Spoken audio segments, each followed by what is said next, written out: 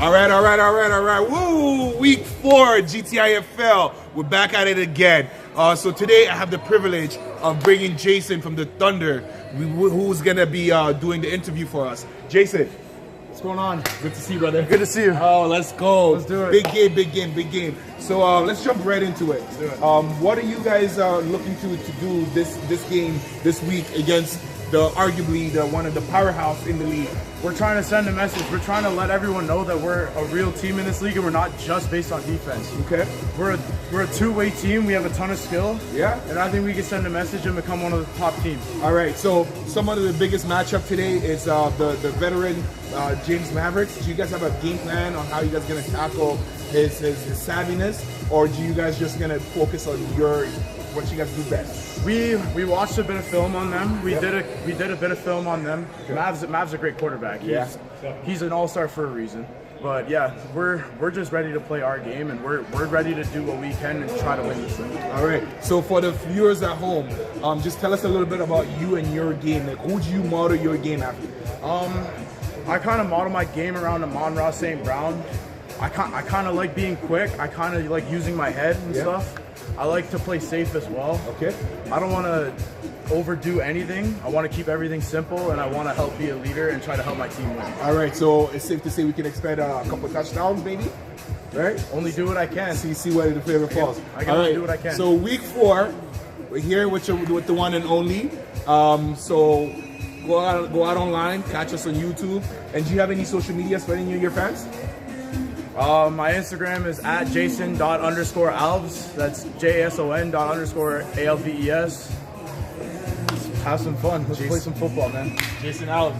Thank you. Let's go. Thank you. Hey, watch out for this receiver right here. TD alerts. All right. You doing 2 or just 1? I'm gonna do just the one because we're about to start. Yeah, just the one.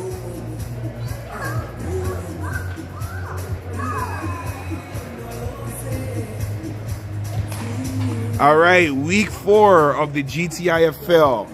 We have an amazing battle between the Supreme Team and the Thunder. All right, we have a presence of the two teams who last week we see the Supreme Team take out the Knights with an 18-6 victory, whereas the Thunder also came off of a W against the Axolotls 17-7. So I'm gonna welcome the one and his team colleague, Coach Brian. Coach Brian. Hey, let's get it. Happy New Year, man. Listen, I feel like I missed a big showdown last week. It was.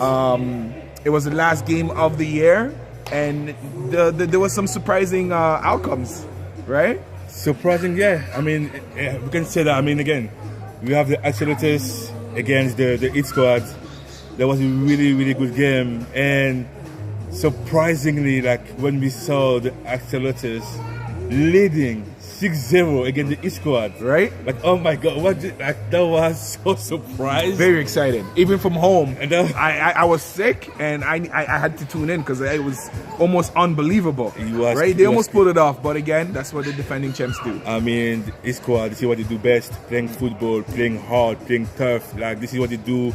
This is what they love to do. Coming back to like adversity, and you win the game. And I mean, they show up a lot. Like the QB Sam Carriers, he was all over the place. We have Ice Savory running left, one center. We have Bailey catching to convert. Like it was like they show off. Like the Heat Squad, yes, the first touchdown was against them, and they just like showed the domination. So again, I mean, it was a really good game. Definitely. So, needless to say, we ended the year with a bang, and we're about to start the year with another banger, right? We had the Supreme Team, which is the defending champs' biggest rivalry. They're able to quiet down the noise and let everybody know that they are a powerhouse still to be reckoned with. And they're going up against arguably the underdog, the Thunders, right? So what are some key matchups that we can expect for this game? I mean, again, Thunders, they didn't play for a while, right? They had some bye weeks. Then they had like some game canceled because of the weather. So we didn't see them for a while. So now it is very. We want to see what they're capable of. The first game against the Axolotls was pretty much surprised because the Axolotls came strong. The Thunder came back at the last second of the game to win that game, 17-7. So let's see. I mean, they have some good players. They just have to execute. They have to execute. They have some key players. We have number 3, Corey, Watson Viola. This is the player to watch. So I'm telling you that's the player to watch for the Thunders. I mean, they have some time to work on it, and I hope they work on their offensive plays. They have to mix it up. They have to not be so predictable. So let's for sure.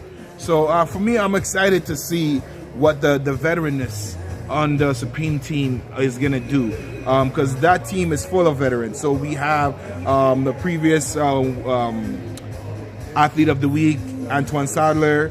We have a veteran like Rob Sino. I'm excited to see how they're gonna control and leave their imprint in a game like this that can easily go out of hand, right? These guys are no stranger to adversity, but they also are known to be tone setters. So I'm very excited to see what kind of energy they're gonna bring to the Thunder defense, which is very dynamic, and an offense who I personally feel like have yet to reach their full potential. But I mean, again, we have we have really. I mean, you have the surprise. Maverick is back. So the star QB for the Supreme is back on the field with his number 13.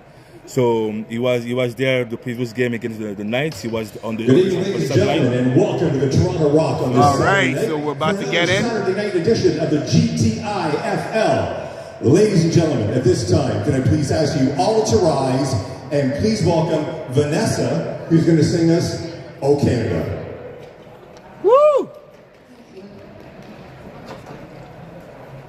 Oh, Canada, our home and native land, true patriot love in all our sons command.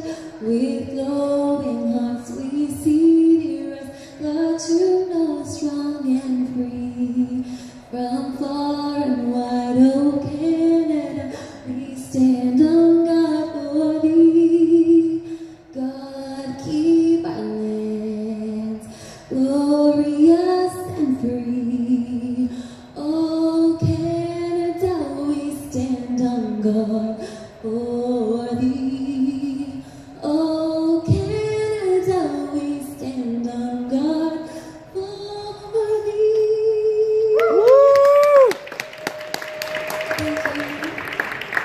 Come on, we can do better than that. Big round of applause for Vanessa. Okay, guys, the GTIFL is going to start for this Saturday night. Play safe, play hard. Let's get the game going. Big round of applause for the refs entering the field, and let's get tonight's edition of the GTIFL off and running.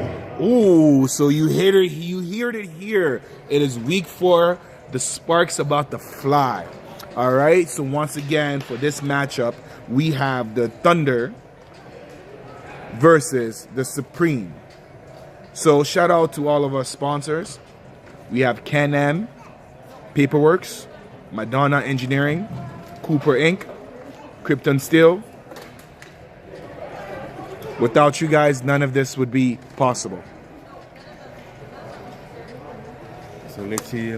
We're gonna wait for the ref to talk with the captains, and I think the Supreme would like to get the ball back first. I mean, to get the ball first to score right away and set the tone. I mean, this is what they do best. Exactly.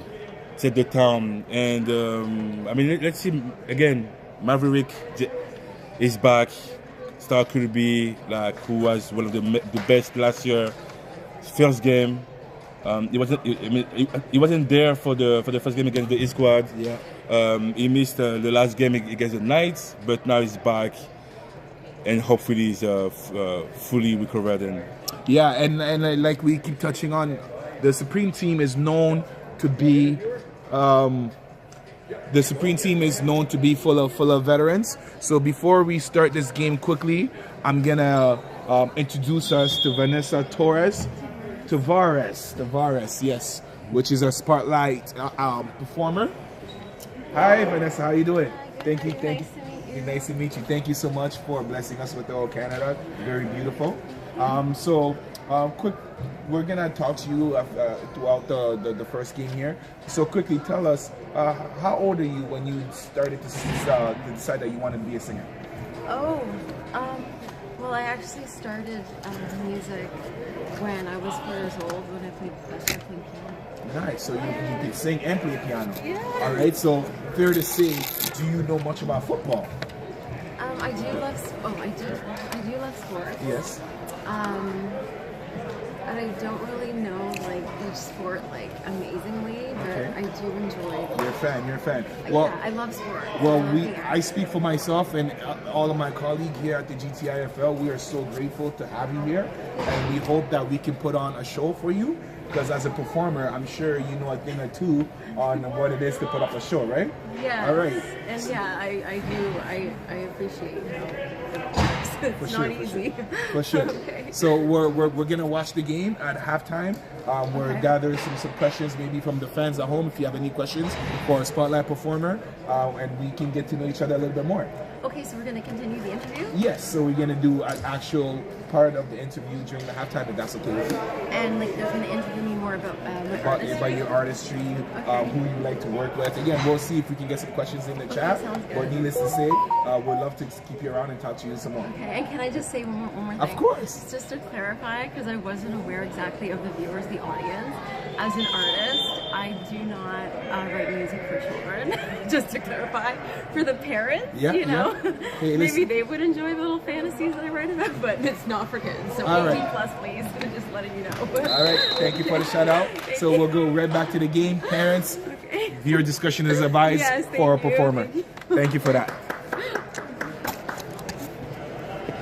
All right, so we got our first play of the game, which was a run by the Supreme team.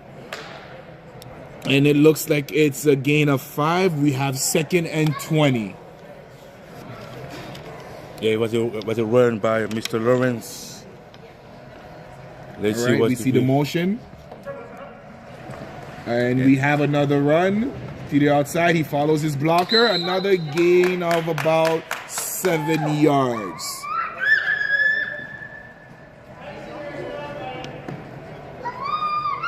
All right, as we see the game develop, I'm seeing a certain pattern. The veteran quarterback doing what veteran quarterback does, trying to see how the defense is going to react. Definitely. And eventually, as the game develops, you start seeing him taking certain chances based on those things that he was able to identify. All right, so we have our 3rd down eligible player being Mr. Sadler. We can expect them to go for it here and go for the passing. The pressure gets broken down by number 99. Quarterback scrambles and 4th down. Wow. So he tried to ask his running back Lawrence to go further down to throw a pass. Yeah. And he wasn't able to be free. So it's going to be a turnover on down. And that's an amazing stoppage for the Thunder. Yeah, and it could be expected, right? The Thunder is always known to be pretty dynamic on defense, right? Let's see what their offense is able to do here. We were able to interview our athlete just before the game, and he told us that he modeled his game like Amon-Ra St. Brown, right? And so let's see if he is able to display some of those skills and the leadership that he promised us. I mean, again, for the Thunder right now is very important. So they are 1-0, 1 victory and 0 losses so far. They play 1 game against the Axolotls. Winning that game today is going to be huge for them. All right, so the matchup here is number 11 versus number 4. And you see the blocking, good hard running. Wow, what a good play by number 2, Mr. Shama Hadley Blair. So that matchup between Tyler McConnell and Jason Alvarez should be one to keep an eye on. Both players are very physical. But we see both teams starting off with the run and being more disciplined. So we see the trips at the top of your screen. There's going to be a pass. It looks like it's a screen. The pass is a little over the running back's head. I mean, again, so you have 10 yards to. The screen was a good option with 10 yards to get for the half of the field. Having the screen was pretty much a good option. It was safe. It was a safe option. So let's see if now they are able to third down. Pretty much the last attempt of this drive, but you have to be careful. You have Mr. Gilmore over there, covering number 8, and Mr. Tyler. Let's see, it's going to be a pass again. He's looking. Pass intended to number 5 and it's underthrown. Pass intended to Brandon Gray, the veteran receiver, slightly behind him. He had his defender beat. And it is 4th down, and the Thunder elect to punt it as well. I mean, again, so far both defense have been showing their skills. So it's been good defense for both sides of the ball. So let's see if the Supreme now after the first drive was able to see some cracks on Thunder defense. Well, personally, from up here, I know we have a different view. But if I was the Supreme team, I would add a little bit more play action and get the D linemen and the linebackers more committed within the box. Yeah. So that way it opens up the passing lanes later on. All right, we got 1st down, Supreme team. All right, so for this matchup, so some of the key matchup that I would love to keep here would be number 83 from the Supreme team, Sino, as we see him make the catch right there, going up against number 83 of the Thunder. Like always. Which is Sean Reed. So that matchup is going to be one to be exploited, where you have a linebacker on a tight end. I mean, again, I said it again and again. As a tight end, Mr. Sino is the guy. He's the guy. He's so talented. He can be open all the time. It's when you want to have a tricky play, you want to have a mesh using the tight end. It is the guy to throw the ball. Yeah. If the ball is reachable, he's gonna be there to catch it. And again, Mr. Sino is the guy. It's an amazing guy. It's amazing. Yeah. And you see the trips formation at the bottom of the screen here. We can expect the run by number 7, Joseph. No, he keeps the quarterback. We see the pressure coming in. And the pressure gets to the quarterback because that ball was just underthrown. That was a good defensive scheme drawn up by the Thunders there. Definitely. I mean, that was a good try from the Supreme and Mr. James Maverick. He tried to use eligible O-line, Mr. Sadler. The ball was too low for him to be catched. So let's see if the Thunder now, after 3rd down, will be able to stop them. 3rd and 5 yards only. 3rd down brought to you by Access Storage.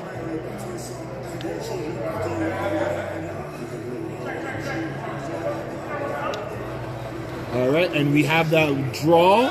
With the roll, he seems to have gotten it. The stripe says he got the 1st down. Big run. So again, it's to me, I'm not really surprised the way the quarterback, the veteran James Maverick, is so methodical with his marches and his play calling.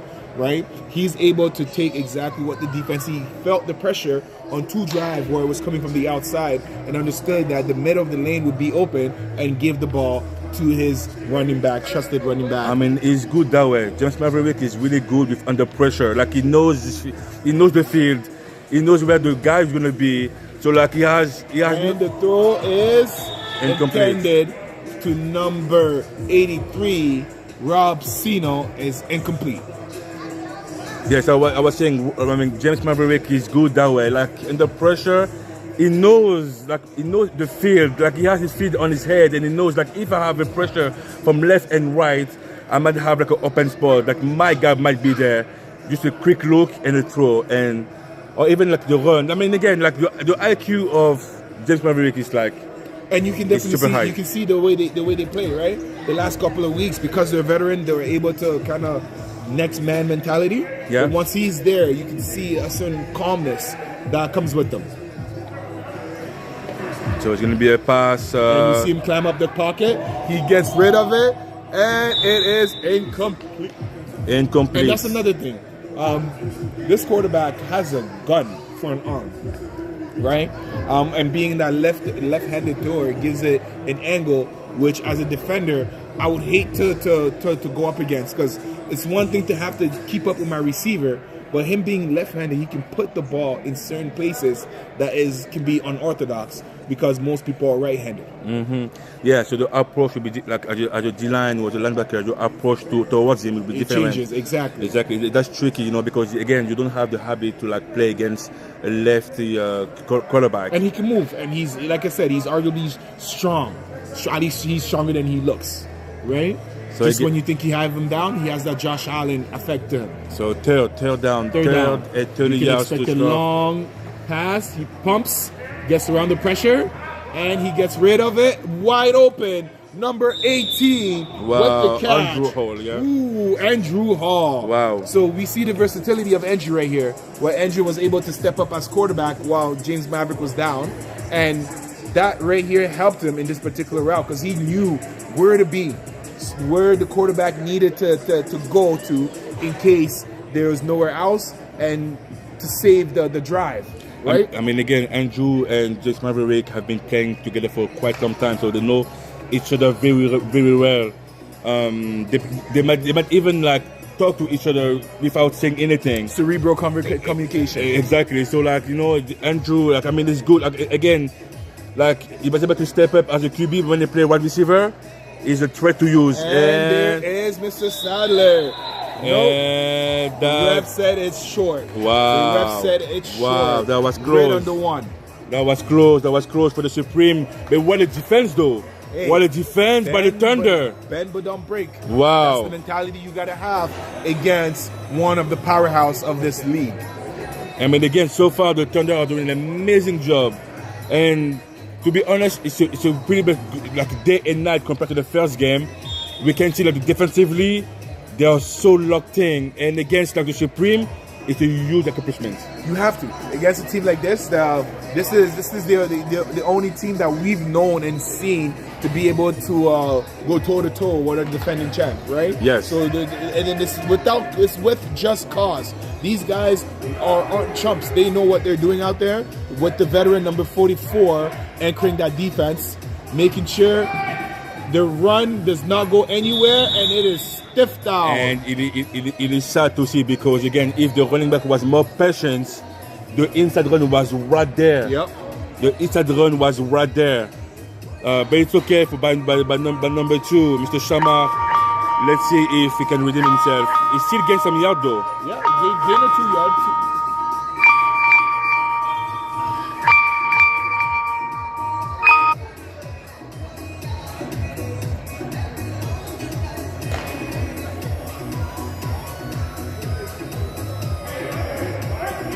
All right, so we have the eligible receiver. And we have the run still on the outside, and nowhere to go. Wow. And no gain on this one. That was the outside run, but the DN was able to keep his contained. An amazing job. Oh, I have it.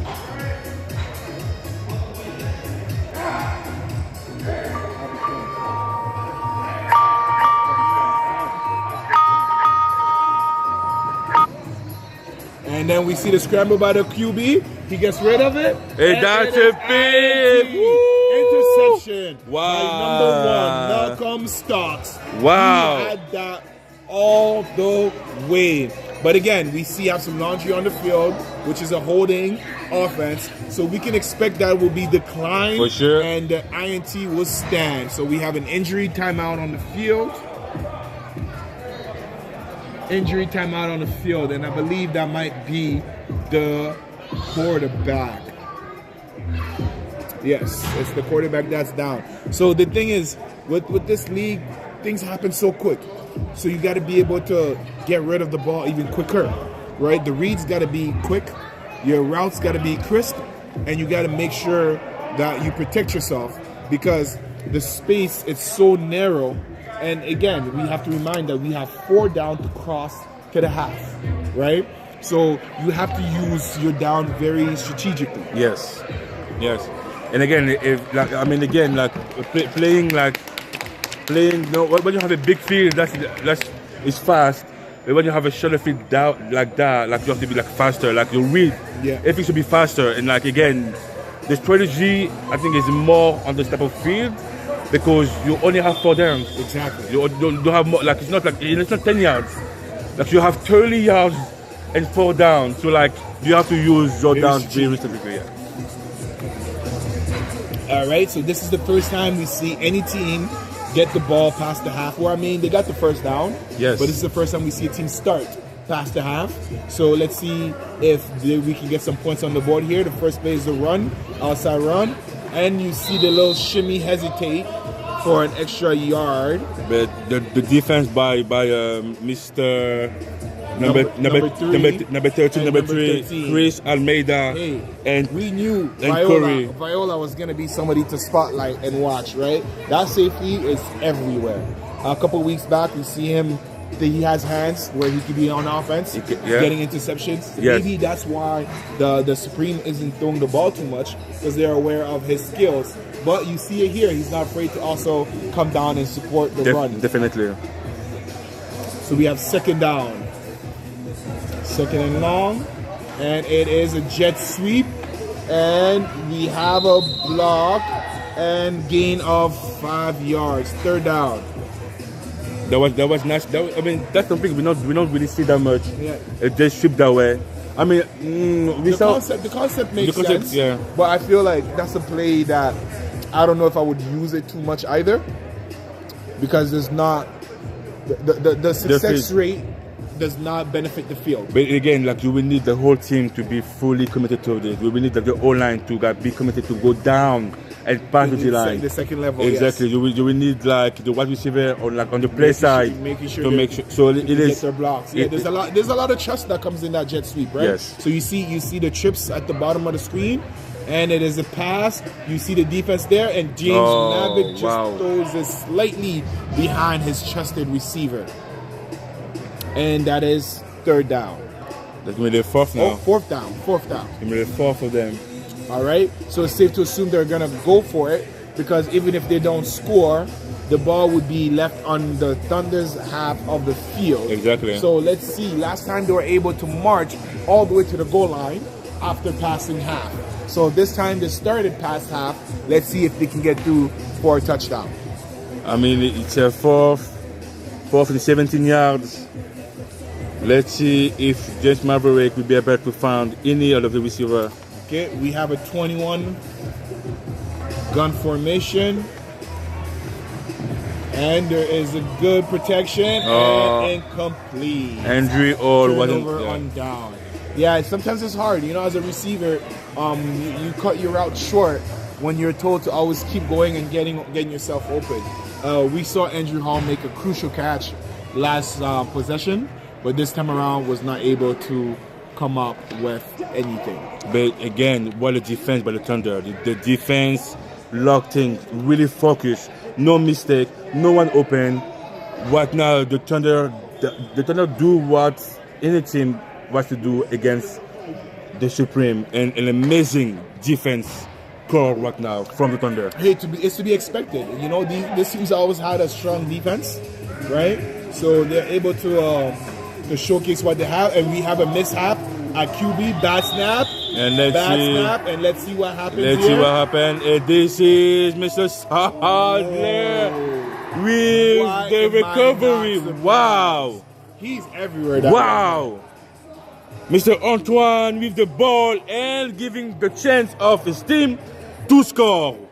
Hey, if I was a gambling man, I would bet that he's scoring the touchdown here if they were to score. But good thing for us that we don't gamble and we have no horses in this race. But it will be interesting to see what they come out with right after a turnover. And that turnover was brought to you by Madonna Engineering. Okay, so now they closer, 4 downs, they're closer to the end zone. Let's see if James Maverick, after his come back on the league as a player, is going to show us. All right, and we have the running back isolated at the top with number 27, Bugsy. And we have another jet sweep. Go inside. Go inside. Yeah, it was wow. You got to cut it up right at Go inside. Wow. That's right on the outside of the end of the defender end. You got to cut it up and go to the next level. That was a nasty. It was there. It was definitely it was there. Wow. And you hear some of his teammates tell him to do the same thing, to put his head down and to go. We have second down, 2nd and 10. That was a nice play. Just choose by Mr. Maverick. That's the second time now we saw them bring that jet sweep, and we have another pass. And oh my God! I should cash it. Oh my God! Cash it. Of course. Oh the touchdown my God! Goes to the one and only Mr. Ant-Man Sadler. Let's go. Wow! Money line, baby. Money line. Wow! Baby. Money line. Told you, if I was a gambling man, you gotta listen. You had. Right, I mean, again, you were right. Who knows? You were right. And the score now is 6-0 for the Supreme, and for the first time of the night, after 11 minutes in the first half, the Thunder broke. First touchdown of the night. Oh yeah. That was nicely. That was nicely. That was a good play. Nicely call. done. Yes. Nice fake, and got him wide open, and all he had to do was walk right in. And we see here, and he's breaking that pressure. He gets away from it and throws. And it's a pick. Oh no! Wow. Because of the conversion, the pick does not count for anything. Wow. No. However, it's some good stats by Mr. 47. Mr. Green. Wow. Nice coverage. Like I think he almost saw it. It's like he saw the play and it was just right there. He did what a good linebacker is supposed to do, right? Mirror the quarterback step for step, and as soon as that ball was released, jumped the passing lane. And if this wasn't a conversion, could have easily got 6 points. So let's see if they can do it again. Okay, so now it is time. Now let's see if the Thunder will be able to reply to that touchdown with Mr. Braden Hill. Now you change. That's Mr. Ty Davarhard. All right, so we have a new. Oh, they give the ball to Mr. Green, and you hear the pops. Helmets coming off by Mr. President Tyler Decker. Wow. That man usually does this for a living. I'm telling you. Running backs. He clearly enjoys doing. And he was held by number 92, Mr. Jeremy MC. All right, and we got second down with the new QB. Last QB went down. So we have the new QB. Let's see what formation they come out of. A lot of talking though. A lot of talking. Well, it's to be expected when you have a new quarterback, right? It makes sense. You know, the call, and we see their last possession being a fumble, which led to points, right? So now we have a screen thrown. Another big hit. Number 0, Mr. Felipe. Okay, I see you. I see you, George. I see you, George. He went down like a torpedo. Listen, George was not having any of it. The way that screen pass was done, it was so quick. And number 2 is not a slow player. That is a player that's pretty quick. Shamar is arguably one of the fastest players in this league, but he was met by George. I mean, as a safety, he was right there. Like he saw the play just going in front of his eyes, and he went down, no question, no hesitation, straight to the ball to stop the play. For a minimal gain. Oh, definitely. That was beautiful. As a safety, this is what you love to do. And he did it perfectly. Shout out to all the fans in attendance and the fans at home watching on YouTube. From Mexico, from Canada, from the US, or even over the world. right? And you see the pressure coming out, and the D lineman, no, and he still throws it. And oh my God. It is. What a pick. Hey, listen. Wow. This is where you just gotta swallow the sack. I mean, again, you have to leave another day. Yeah. You have to leave another day. And again, I know like the number 4, Ty, Darav Howard is not like, it is not like, I mean, I don't know if it's not QB. the go-to quarterback. Exactly, but stay in your pocket. Yeah. The bucket was there. Climb. Exactly. Climb the pocket, right? Yes. Because a lot of times, and again, I do this too, especially in the backyard football. I'm thinking that I got to scramble, I got to move around.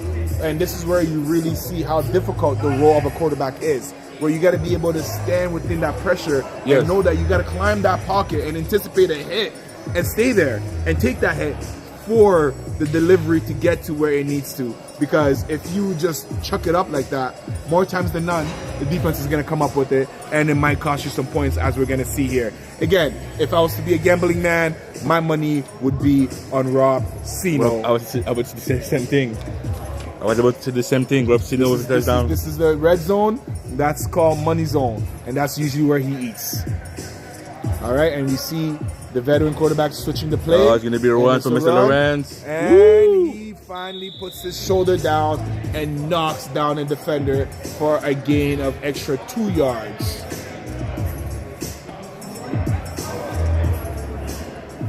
They're pretty close now. They only have 5 yards to score. And I can see like a play action, bubble pass for Sino or Mr. Andrew. But yeah, I put some respect on his name. His name is Ant-Man Sandler. The man is everywhere, offense, defense. No, but you know what? I think now the defense will cover him. I don't think the defense will let him go like that. Yeah, exactly, right? So that's why my money is on the tight end. Wapsino? You love to have him on your team, and you love to go against him. Oh, bench formation on the top of the screen. Maybe a screen action here. Oh, run again! Wow. And no, it is short. Hey, that's a touchdown actually. Oh, whoa, touchdown, Mr. Joseph. All right. Wow. We got a running touchdown. All right, let's go. Wow. Joseph Lawrence with the 5-yard run touchdown. And this touchdown was brought to you by Copper Inc. I mean, again, we didn't expect that run, and James Maverick tricked us. And that's exactly the beauty of having a veteran quarterback, right? Oh, yeah. Just what you expect, he gives you the exact opposite. And let's wait now for the conversion and the extra point. Quick pass on the outside for Mr. Robsino and stopped by Mr. 83, Sean Reed. And the score now, 12 for Supreme, 0 for Thunder. The time, we have 4 minutes left for this first half of GTIFL.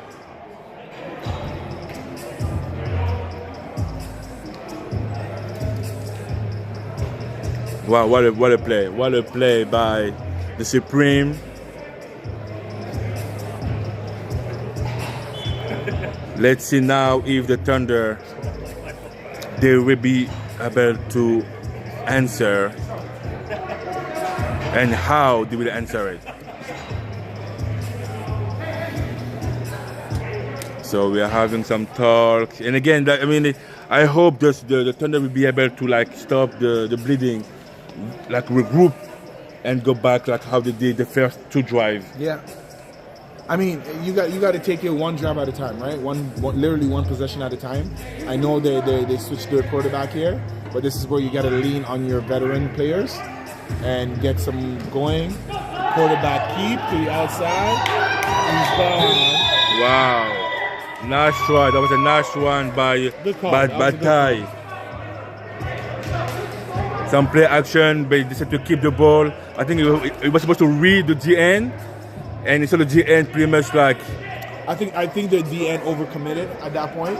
And ultimately, if he would have played true contain, he should have been able to see that. But needless to say, very, very good call by the quarterback. Ty. Darav. Sorry, Ty. I can't pronounce your name. Okay, we're having 2nd and 15. And we going, stay in your pocket, stay in your pocket. And he chucks it up. Hail Mary for number 5. Who caught the ball? First Mr. down. Gray. It is the veteran, Brandon Gray. What a wow. If Randy Moss was here, you know the words, you got Moss. That was a great catch. Wow. By Brandon Gray. Wow. Like the ball went so high. Listen, I thought that was a basketball jump shot. I'm telling That's you. how high the ball went. But I guess Brandon plays a little bit of basketball in the days, and his best Randy Moss impersonation came down with that ball. And we have another run up the middle. Woo! Big hits. Big hits. Wow. All right. Wow. Corey said, I'm not going down. I am the one, the only Viola. Oh, now we're having a Substitution. for the big guys. Package. Yeah, for the big package. You got the jumbo. All right, so that would be second down. 30 yards to score. Okay, so we can expect some kind of play action here in hopes that they can get some big yards. But with the big guy O-line, yes. Yeah, so that way they don't have to be forced to go for it on fourth down. So right here, if you can get some chunks. Again, the ball being up in the sky. Oh, no. I think it hit the sky, did you? I don't know. Because the way it just came down, I believe that it did hit the sky, or else somebody would have been able to come down with it. So we have a fourth down.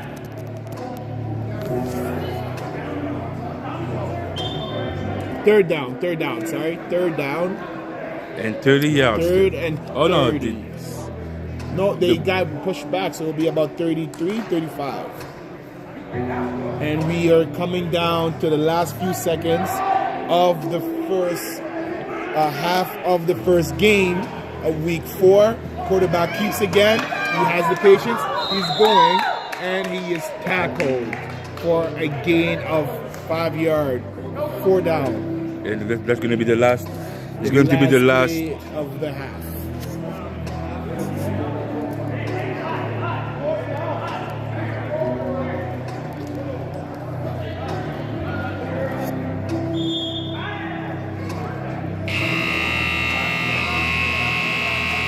All right, 0 to 12.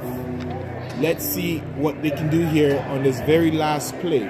See if they can put some kind of points on the board, so that way the second half can be less of a uphill battle. All right, and we have all goals. We have holding, and it is a chunk out of bounds. And we're having some holding offense, but it's going to be declined. Decline for the last play. Yeah, that's going to be half. Wow. So we got to see a lot of things this half.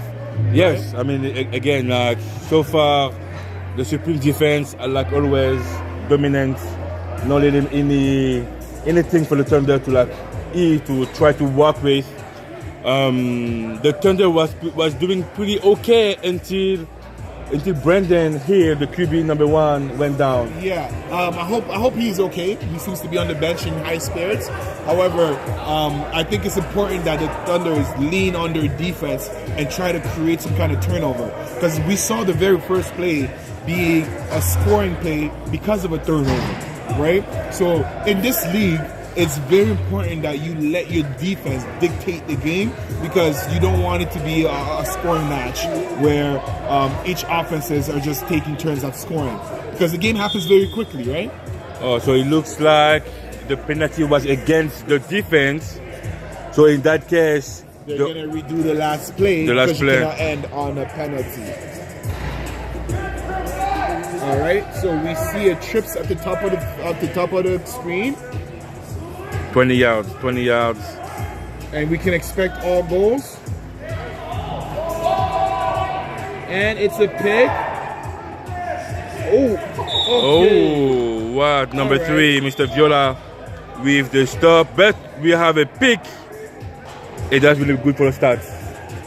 Listen, I mean, that was a better opportunity to be able to get rid of it. The quarterback, if you see, he was poised and at least gave his receiver a chance. The ball was slightly underthrown, but that's officially the first half of the first game of week 4. So what can we expect for the next game, second game of week 4? Okay, so I mean, Axolotls against the Knights. Axolotls, they lost the last game against the East Squad. It's gonna be, I mean, that's a battle for like make sure like we will not finish at the bottom of the league. But the Axolotls, it's a way to like go pretty much trying to get to the W column. And for the Knights, it's pretty much the same thing after 3 hard losses. Yeah, so I'm thinking that these both teams right here, somebody is gonna have some pride. I wouldn't be surprised if the Axolotls are able to pull this off. But I know that the Knights have a very, very, very, very strong defense, and those guys are able to pretty much control a game, especially with their D-line. No, for sure. I mean, again, the Knights they show us a lot. I mean, they play good opponents, so we understand. Like, I mean, they play the Longhorns, they play the East Squad, they play the Supreme. Yeah. So I mean, again, like when you play the top tier of the league, it is understandable that you lose the first 3 for sure. But now it's the second part of the season. So you have pretty much like for the Knights, you need to win those games. You cannot let them go. Absolutely, right? Because the Knights, they are a little bit more of a veteran team in comparison to the Axolotls, and the fact that they have a slightly favorable schedule coming into the second leg of the season should be something that they definitely should look into capitalizing, right? So some of my player spotlight that I'm looking forward to seeing next game for me would be Nick Previs. So Nick is a force to be reckoned with. No, right? Yeah, definitely. He's so good. He's good when, I mean, again, he's helping the team left, right, and center on both sides of the ball. He is the force that you have to use, definitely. Yeah, and on the other side, who's a player that you want to spotlight? Oh, Adrian for sure. Adrian Higgins for the Axolotls. Yeah, he's the guy. I mean, he's the guy who scored against the East Squad. He played both sides of the ball, offensively, defensively. He's good. So if the team can use him, he can be the guy to give you W. Yes, for sure. And which brings us to what they can do to win this game. It's important to use him, but it's also important to be mix it up a little bit, not be so predictable. Definitely. Because yes, he's a big target, and he can definitely help you put up some points, but you don't want to make it so obvious where the Knights can key in on him, because again, they're arguably top 3 defense as far as the best defense in this league. So you have to capitalize on that. What about the Knights? What the Knights can do in order to pull up this game? I mean, again, the Knights have been very, very tough on them, because the last 3 games they lost their QB in the first half. So Nolan Davey, who went down 3 times the last 3 games. Now after that, they had to try to compose with Mr. Klein as a QB. It was tough. So I know it's not the best. So, and again, because when they had Mr. Klein as a QB, they had only one play. It was inside run or the jet sweep or the run. So you have to mix it up. You have to mix it up, and hopefully we'll be able to see a full game and complete game with Mr. Nolan as a QB. Yes, for sure. So as we are starting to get ready for the second half here, to all the fans at home, thank you for tuning in. Feel free to drop comments, ask questions, things that you would love to see. Everything's always appreciated. To all of our sponsors, from Maverick Group of Contractor, Access Storage, Sunny House Construction, High Tech Doors, Camp N Pipeworks, Madonna Engineering, Cooper Inc., Krypton Steel, New Crate Forming, and Little Z. We appreciate you. We look forward to working with you. and without you, none of this would be possible. So shout out to all the fans who are in attendance. I hope you're enjoying yourself.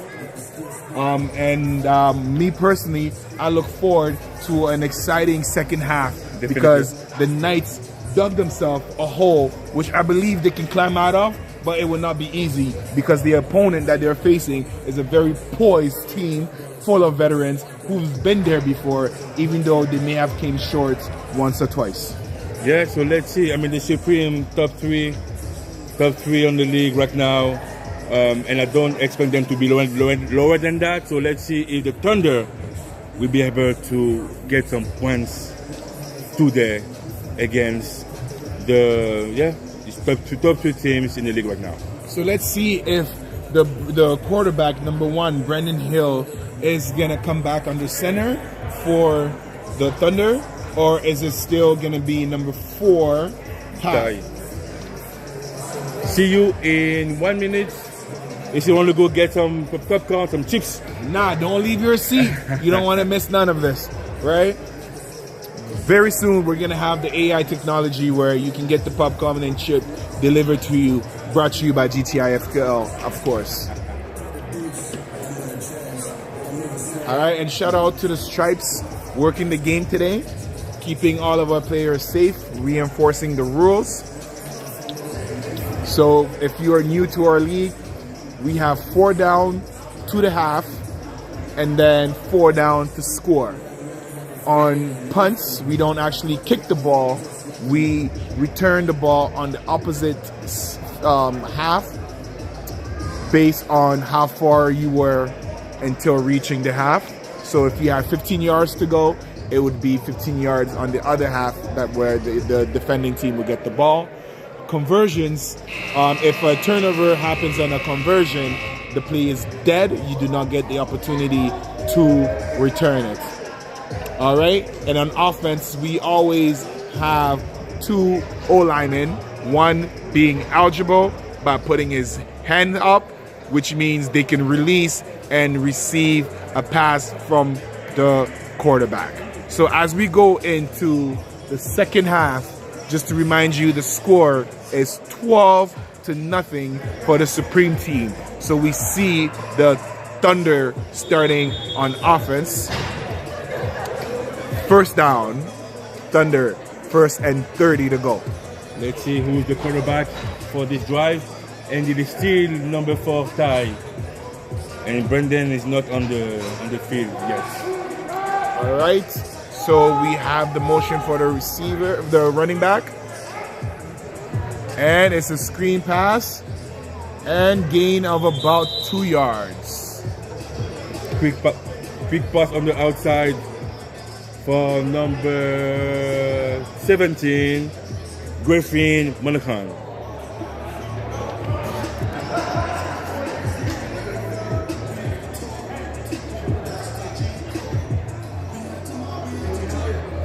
Okay, so we start over there.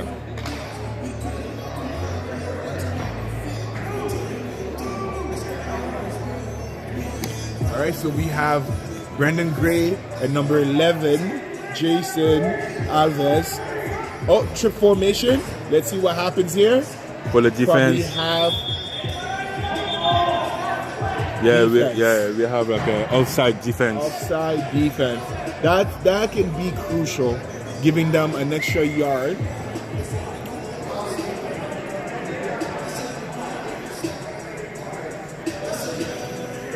So repeat the down. -5 yards against the Supreme. 2nd and 15.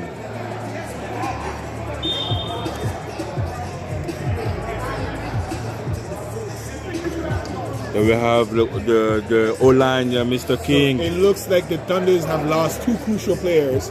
Their running back, number 2, Shamar, and their quarterback, number 1, Brandon. So both players being down is definitely going to limit their offense. Hopefully not to a point where they're stagnant, because if that's the case, the Supreme would definitely sniff that out like piranhas in the water. And we have a fumble and recovered by the running back, Viola, who refused to go down. So you already see they're missing the quarterback, because the exchange between the center and the quarterback, if it's not worked on enough, this is what you can expect. And you can only pray and hope that it does not come to bite you. Did we ever seen the center snap? No. No. No, I don't think that's been done. Okay. I mean, you know, why not trying? Like, I mean, if you have a good O-line, why not trying that? All right, and the quarterback. Oh, pass intended for number 5, Brendan Gray, and we have a 4th down. So now, I must say, I'm not sure if the quarterback actually meant to throw the ball there, or he's just throwing it in particular spots after calling his plays. Because the way he looks like he's releasing the ball, it looks a lot like a chalk up, because whether it be if I'm doing a mesh, bench, whatever the combination that I'm calling out, I'm expecting receivers to be in a particular place of the field, and I'm throwing it there rather than throwing to my receivers or throwing my receivers open so they can do something with the ball. I mean, at this point, it's pretty much like having the ball in the air and then pray for something to happen. That's very dangerous if that's the case. Against a team like this, you can't really get away with such little mental errors, because throwing the ball up is almost playing like a high school game, and a lot of these grown men are not gonna let themselves get embarrassed more than once, because we've already seen a big catch by Brendan Gray. So the big hits are coming. All right, so we have the run right up the middle. Nice run by Mr. Lawrence. He's running nice, but he seems a little timid to me this week. Today. Oh, we're having a flag, it looks like. On the defense. Let's see. Oh, maybe not. On the defense, the line is commissioning. And it looks like the DN may have lined up outside of the box. Yes, it looks like it's a box issue. Okay. Yes, exactly. So again, to all our new fans, like I was explaining in the beginning of the second half, our D lineman and linebacker have to be what's called within the box. So that means the DN cannot be a foot outside of the outside O lineman's pad. So he has to be able to be at least half the body inside of the exterior shoulder, right? So you'll see them line up here. Ant-Man Sedler is the eligible receiver. So that D lineman, as you see, has to be tight, which is called the box, and you see it being red to wow! Touchdown! Wow. You know what play. Just like that. Just like that. Just like that. Wow! Mr. Raw! They can do that. Wow! This combo, tight end, quarterback, is one of the best in the league. You have to make sure that you do not fall asleep. And like I said, the biggest matchup to watch is between 83 versus 83. You have a linebacker covering tight end, and you see James Maverick exploiting that, knowing that if I put the ball high enough where only my receiver can catch it, it's 6, baby. Wow. I mean, great call. What a pass. What a pass from Mr. James Maverick.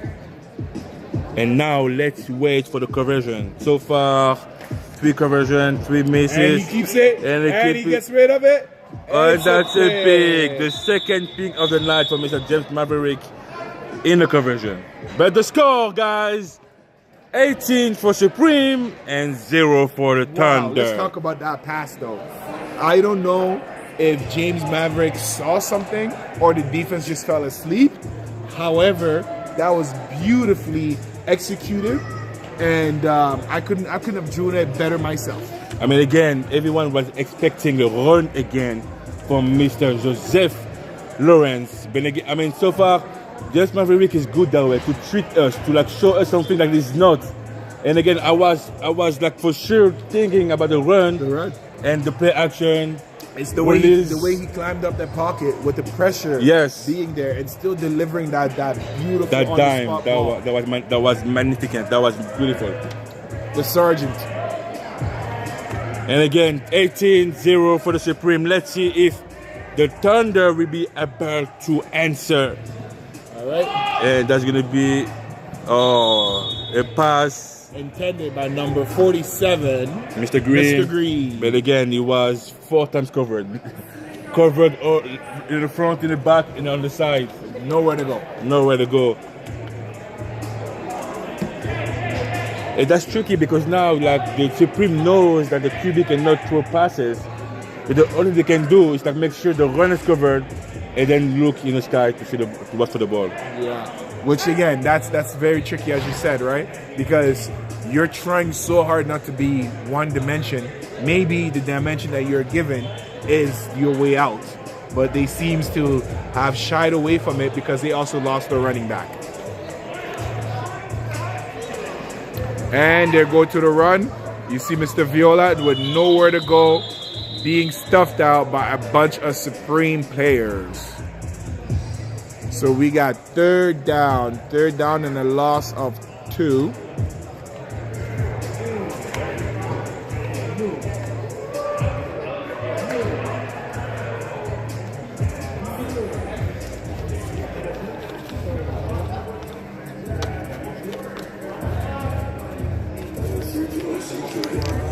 Shout out to a Spotlight performer this week.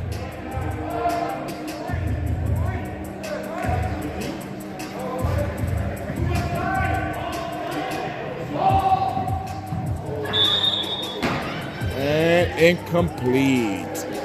4th down. So it looks like they're gonna punt the ball, obviously. Giving it back to the Supreme team on the other side of the field.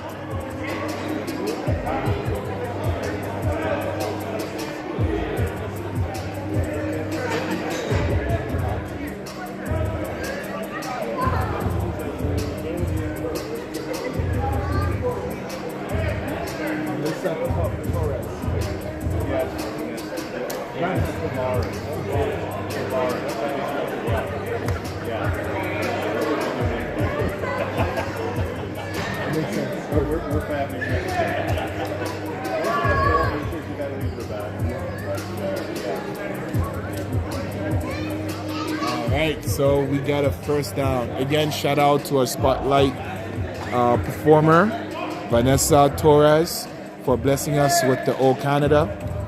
And if you want, just look her up. Her music is available on Spotify and major channels. So we're back with a change of possession. Score is still 18-0.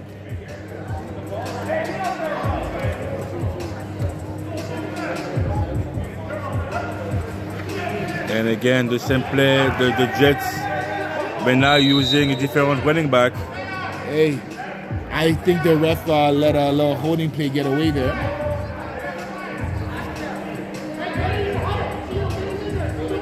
And he did cross the line. So first down, Supreme.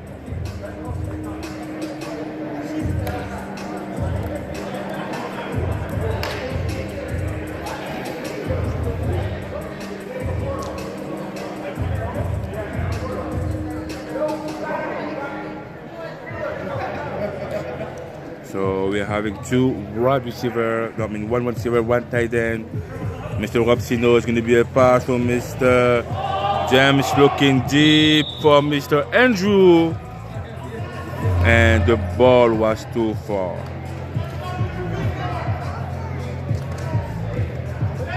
Second down.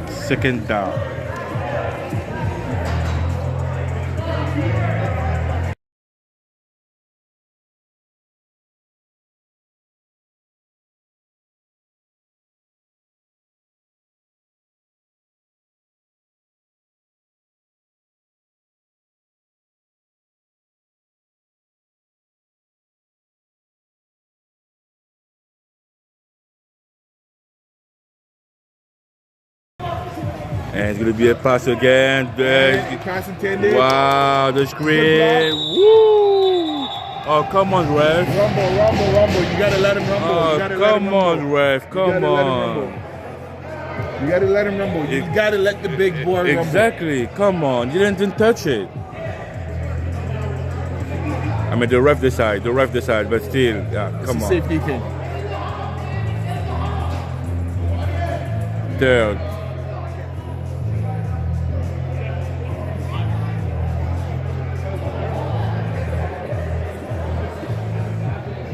Seventeen yards to score for the Supreme. The score, guys, 0-18, 0 Thunder, 18 for Supreme. Let's see. So Mr. Joseph still over there as a running back. It's going to be a pass from Mr. Maverick is looking.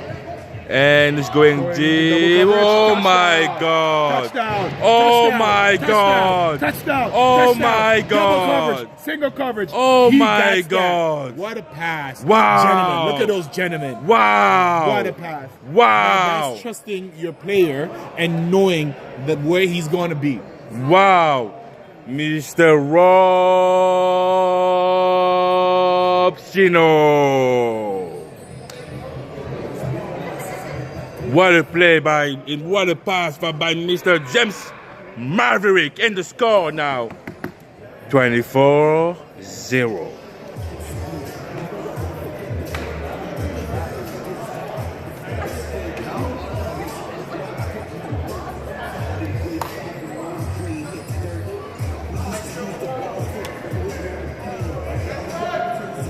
All right, so we got the conversion right here. Let's see if they get their first conversion of and it's a touchdown. Beautiful. Touchdown. Beautiful. So we knew this was going to Wow. happen, right? The sergeant, Oh James Maverick, my who's God. very meticulous and picks when he wants to start attacking your defense. Right? Wow. So we talked about it at halftime. The Thunders being able to stay disciplined and staying poised, even though they lost some key players. Once they start showing some kind of chink in the armor against a quarterback like James Maverick, you can expect such result. One play bombs, perfect timing, doing the double coverage. You can just see the confidence growing and growing and growing for the team and the whole unit. I mean, what a pass. What a pass, though. I mean, the play That action. catch, did you see the catch by the receiver? Beautiful. Superman. Wow. Talk about Superman. That play action was beautiful by the Supreme quarterback, James Maverick. And that catch, wow. That catch. 24-0. 25-0. And now we're having a pick. We're having a pick. And we're having a pick. 6 by the Supreme. Wow. 31 now. What a pick by the defensive player number 21 of the Supreme, Chevy Molloy. Wow. Hey, listen, you can't have mental errors like that against a veteran team like this, right? And it goes back to what we said earlier. Them being so one-dimensional, I think they're trying too hard to make it obvious that they're not going to run, right? And then a team like this, they're just going to exploit that. I mean, it is hard, you know, after losing your quarterback and running back, and your running back is now you don't have a lot of option. You don't really have a lot of options. So I fully understand, but again, like, listen, you have to try. Football is a game. It's a game of matchup, right? It's they can create a matchup where right now it doesn't seem like there might be any that they can exploit, but it's about being able to find that. If you're doing the same thing and expecting a different result, is that not the definition of insanity? It is. And now we're having a run play action again by Mr. Big Sadler. boy Rumble, big boy Rumble. Wow. Let's go, Ant-Man. Wow. Ant-Man with his second touchdown Wow. of the game. Wow. He's usually known for his defense and the big tackles. But today, he seems to have brought his hands. Wow. 32-0. 32-0 for the Supreme. So, if you were a gambling man, do you think that the Thunders can get on the board? And if so, how bad is the bleeding going to be before they wake up? I mean, again, 13 minutes to go. The Supreme might have the ball maybe 5 times before the end of the game. For 5 drives, maybe 2 more scores for the Supreme. So you're saying that Supreme is going to have the highest points that we've seen all season? I think so, and not Wow. no disrespect for any Thunder player, but James Maverick is back. That's what it is, right? oh, Mr. Green. Green escapes the Mr. pocket. Green. With a throw. Oh, good defense. What a defense. Good defense. What a by defense. Number 4. By number 4. Good defense. Tyler. Tyler McConnell Wow. said he was not having none of it. But the escape from the quarterback, Mr. I was Green, about to say that. I mean, if you have a player like that in your squad, why not try to use it from the get-go? I don't know why they didn't go to him right away. Because even the pass was really good. Yeah, it was exactly where he needed to be. Exactly. And, so I think this is a gem that they found, and sometimes that's the beauty of football, where some players go down and others have to step up. So hopefully he's able to get them on the board and stop that bleeding I was talking about earlier. again, so on the outside. Get away from the pressure. Gets rid of it. Oh, and we have a flag. We have a flag. On the defense.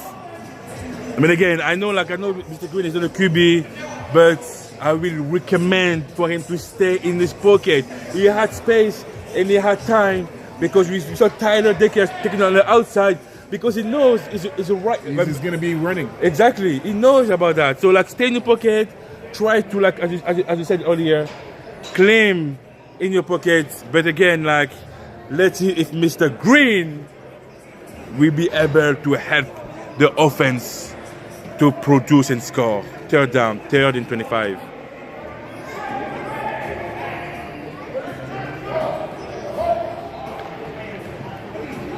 Right, we got a deep ball. And we're having a pick. Safety, and he's going. And the pick by Mr. John Filipeos.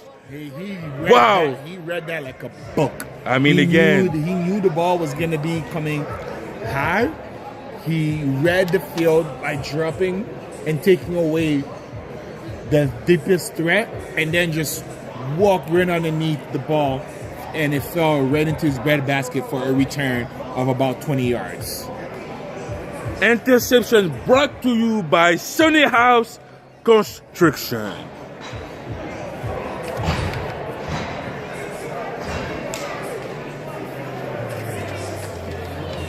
Okay, so now the Supreme get the ball back. 10 minutes to go. So you said they're going to get at least 5 times, so let's see. I mean, we said, yeah. I mean, again, hopefully the Thunder will be able to stop them. But let's see what Maverick is doing. Pressure. Keep your content. Keep the content. And finds his receiver. Ball's bobbled a little bit. And wow. gain of 10 yards. I mean, again, 27 for the Thunders. Amazing Bugsy with the stoppage. Hey, listen, the way Mav is so poised in that pocket, as soon as the defender goes through, he just exhales and evades another one, and exhales and evades another. He keeps you holding your breath. I will tell you, those kind of QB, him, James Maverick, when you have Phil Dixon, you have to keep your content. Keep the content. Make him throw if you would like. Don't let him don't give him space to go left, right, and center. Keep the content. Let him throw and trust your DBs. That's it. Yeah. Trust your DBs. Well, those guys can definitely run if they need to, but so if they're going left and right, it's because they're trying to find time. And you got to be able to know that. And you see another dart right on the line. Pass intended to number 18. Mr. Andrew Hall. So this is 3rd down. 3rd and 14 yards. 14 yards to score. 14 yards. 2 chance so on the drive. You're starting to see the body language of the Thunders kind of giving in on defense. They're not really sure as to what to expect. And that's because the Supreme team has been keeping them on their toes. Just when we think they're going to run, they pass. Just when we think they're going to pass, they run. Yep. So I don't blame them for trying to figure out this dynamic offense.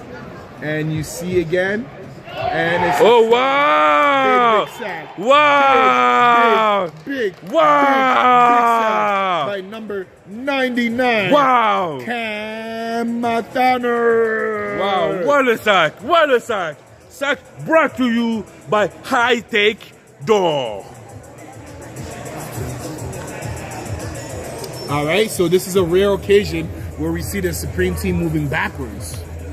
I mean, again, like I hope you had the replay, because what it did, what Cam did as a defensive end was beautiful. He was able to go through the tackle and then go straight to the corner, and it was like a blank spot. It was in a blank spot, so that was wow. Nicely done. And the quarterback just took it. He just ate the sack, right? Instead of trying to get rid of it. He didn't even try to throw it, exactly. He didn't try to throw it, but fourth down. Let's see, he's looking deep. Oh!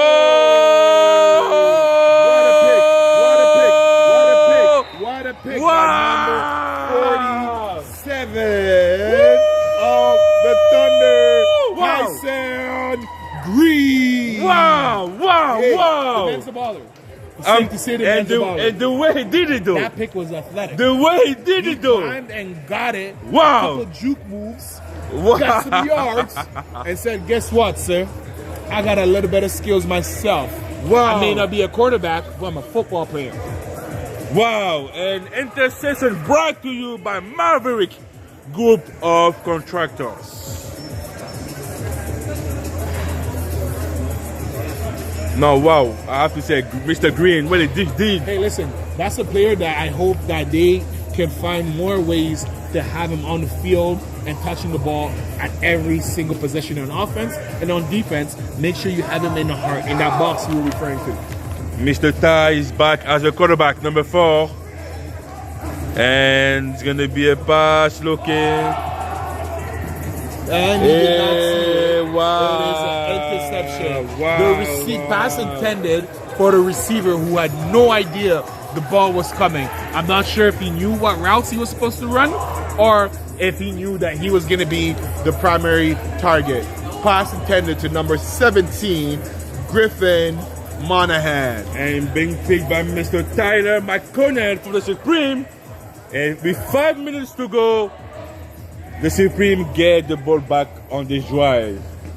All right, so let's see if they can stop the bleeding here, because if they let the Supreme score once again, it will be the highest scoring that we've had all year this far in this season of the GTIFL. All right, we have another run. He bounces it to the outside and keeps going, jumps his shoulder, and big hit by Bugsy.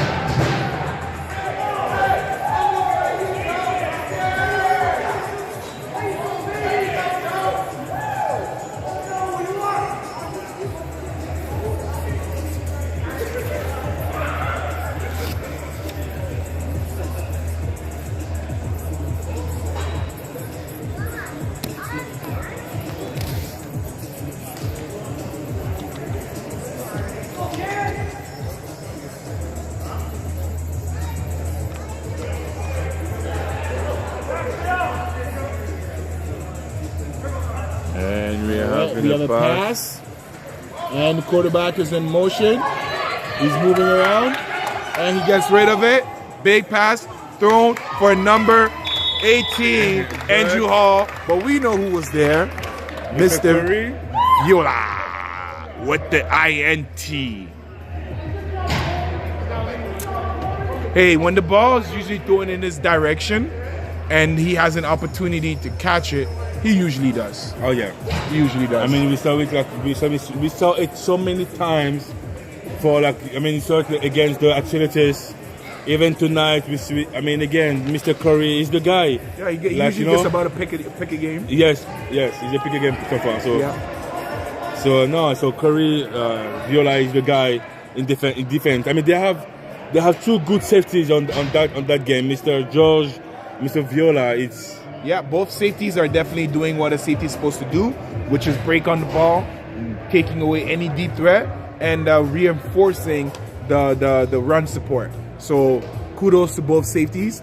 Let's see if the Thunders have one more opportunity to score here. We have an offside. Oh, nicely done.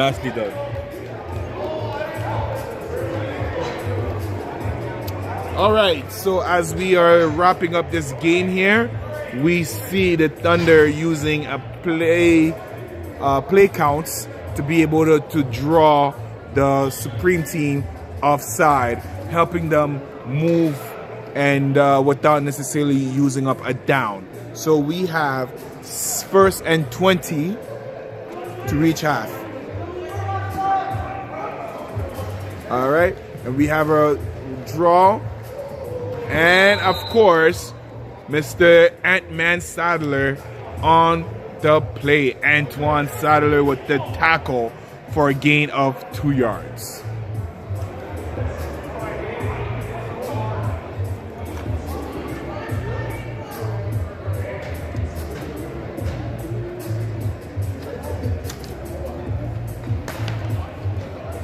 Second and 18 yards to cross half of the field.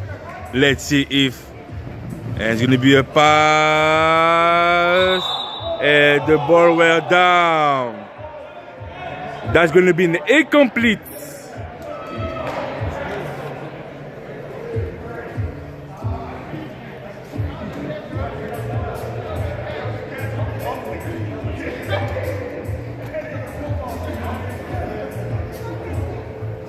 All right, so down to the last 2 minutes of the game here. 32-0. 32-0. I think it's safe to assume that this game is over, but let's see if they end this game on a high note where they're putting pressure on that defense and letting them know that even though we came up short, which it happens sometimes, is a lot of it is because of losing 2 key players rather than just straight up getting beaten up. And we have another throw. Oh, it's almost intercepted. And that would be 4th down. And a turnover. Let's see. They're most likely getting punted since it's coming down to the last few seconds.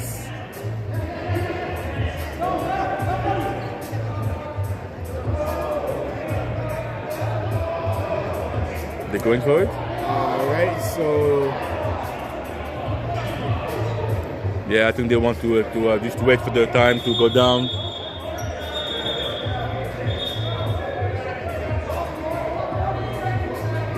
Yeah, they want just to kill the time, and it will make sense.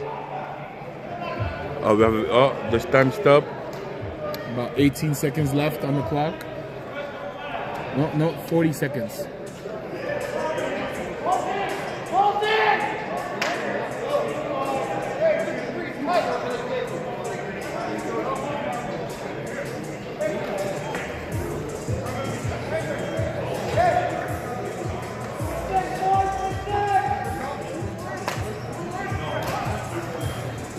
With 40 seconds left on the clock, we have was so close to being a safety.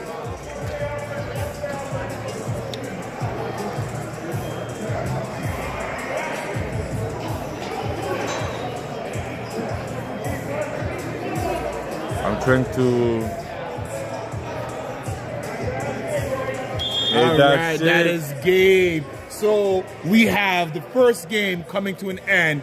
It is 32 for Supreme Team to 0 to the Thunder team. So we see these teams being able to battle it out, but of course the veteran team coming out with the success. So our next game is gonna be between the Axolotls and the Knights, and we have a player here from the Knights that we're gonna interview. Number 20, my good friend, Cliff Yogi Miller. What's up, baby? Hey, Happy New Year. Happy New Year. How you been, brother? Come closer, come closer. How you been, brother? I'm pretty good. That's good, that's good. So, first off, welcome to the league. As a first-time player, what are your thoughts so far being a rookie, for lack of better words? Being a rookie in this league, I really have to adjust to some of the rules and the patience of the game. Okay. And I'm a little bit older of a player. Overall, I used to play in Saints Row and stuff. Yeah. Patriots, right? Yeah. It's a little bit of an adjustment. Okay. So it's like I gotta knock off the rust. Yes, for sure. Hey, listen, you're better than me, man. We go way back as far as our playing days. So for you to be out here and doing what you do, I appreciate it. So last week, tough loss, right, against the Longhorns. Yeah. Okay. So I personally believe that the Longhorns are, even though they're a new team, they're going to be a force to be reckoned with. What are some of your takeaways from that game? Well, what I took away from that game is that we just got to go back to like the fundamentals of football. Like, when we're out on the field, we can't overthink like the plays and stuff and worry about like what they can do on the offense. Yeah. We just got to remember what we were taught as through time after the youth playing. And once we go back and lock in, everything will come back and we'll flow better. For sure, simple football, assignment, alignment, Exactly. just execute. All right, so this game this week, you're going up against Axolotls, which is arguably the fan favorites of our league. They had a rough couple of games as well, also 0-3 like you guys. So I guess this is the battle of the basement, let's call it, right? So what are some of your thoughts going into this game to ensure that you pull out a victory for your team? Well, I'm a firm believer I never underestimate any opponent, so I really think that we still have to respect them even though they haven't won a game. 100%. But it's football, and at any given time, all it takes is one big play that could be the difference between the win and the loss. So Okay. well, I think that we just got to lock in and focus on how we can take the game to them, right? 100%. So you're a defender, right? Still playing DB? Yeah. Is there a particular player on that side from the Axolotls that you're keying in? Number 11, I can't remember. his name. Alvin? Yeah. Alvin? Higgins. Yes. Big receiver. Big target. All right. So that's their main dude that I really feel like if we have to, lock him down, that's going to be one of the things that we can do to limit them to their score. And you're the primary guy guarding him today. What I'm going to have to do. Right? Hey, listen, wish you nothing but luck. All right, thank you. Appreciate everything you do. Appreciate you. Thank you for joining GTIFL, and Yes, I'm sir. excited to see what you're doing on the field. All right, thank you. All right, brother. Good luck. All right, so back to the second part of week 4, which is an exciting matchup between the Knights and Axolotls. So similarly to college, since it's the college bowls right now, both of these teams haven't won a game, but both of these teams have a very exciting style of play with exciting players on offense, with Bryson Klein, which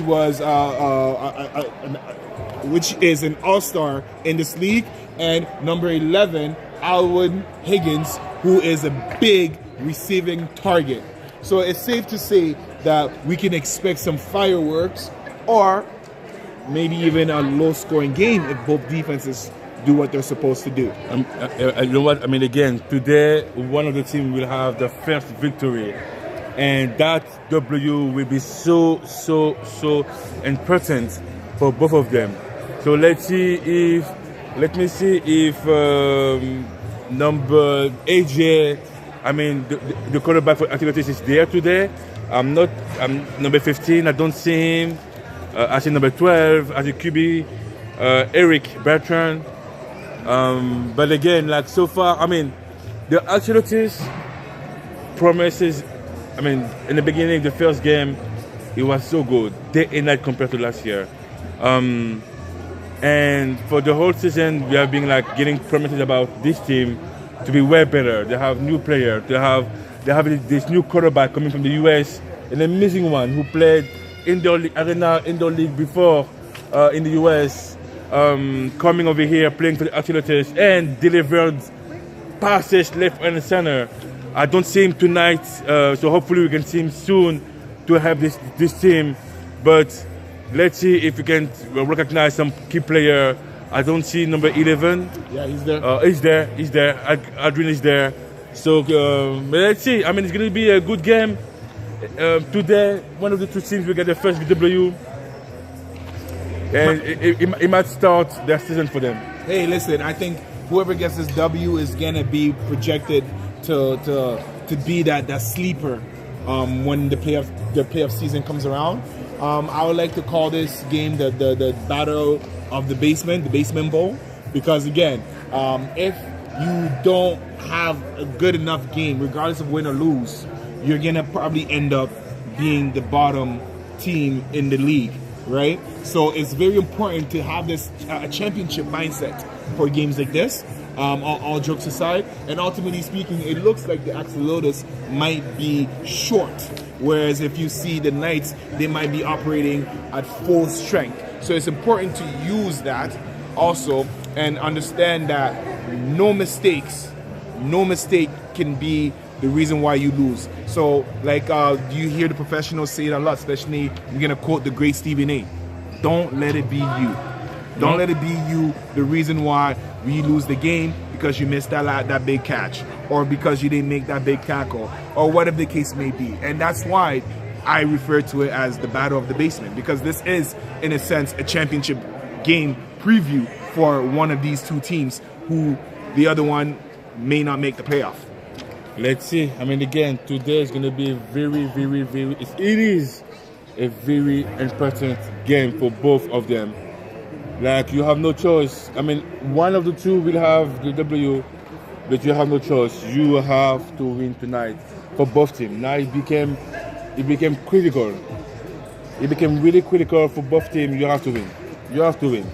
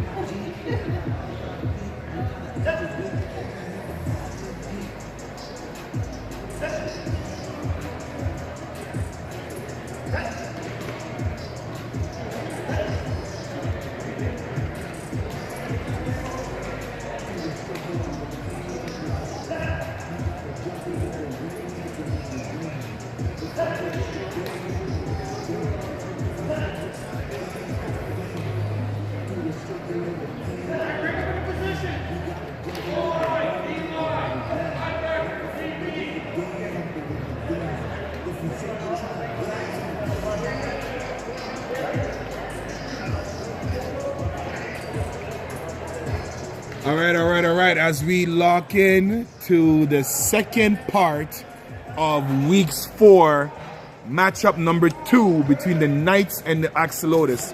I want to give a shout out to everybody in attendance here with us today and at home watching on YouTube. I want to shout out my girl who's is a female tackle player for the MIFA All-Stars. So shout out to anybody who's a football fan across the country. And shout out to all of our supporters outside of Canada as well, from Mexico to the US. We appreciate you. If you love football, you are exactly where you're supposed to be. This number 12 quarterback, Eric Bertrand. I wonder if he's related to Jason Bertrand, who I play quarterback with. A very good quarterback, and if he is, we can expect some very nice balls being thrown, no diddy, where balls are going to be accurate, balls are going to be on time, and you might just see a different style, right? Because that family usually create athletes, very strong, mobile, two-way quarterbacks who can stay in the pocket and deliver nice ball, but at the same time too, similar to the last quarterback we saw, James Maverick, where he can climb that pocket, right? And on the defense, I'm excited to see how the Knights defense is truly going to match up against the size of the Axolotls. Even though they seem to be heavy in numbers, they might be lacking in size. I mean, again, like in this type of of game in league, yes, size matter for sure, but numbers, because it's a pretty fast game, it's a quick game. So like, you know, so you have like compared to like a bigger field, playing this type of field is like a constant like running. So being able to like having turnovers, that's nice. Knights, Axolotls. Let's talk about the Axolotls first. Last game against the East Squad, they lost 30-12. Next game for them is going to be the Longhorns, one of the top team in the league. For the Knights, the last game they lost against the Longhorns 20-6. And the next game for them is going to be the Thunder for the Knights. Thank you for all our sponsors. Without you, we will not be able to be here tonight. Canine Pipe Works, Madonna Engineering, Copper Inc., Krypton Steel, Nucrit Farming, Maverick Group of Contractors, Access Storage, Sunny House Construction, and High Tech Doors. Thank you for your support. And the refs are calling the captains for the second game of the evening.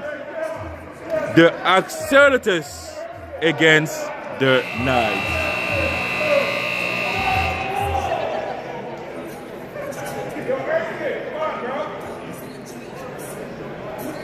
So what we paying for? Come on, coach.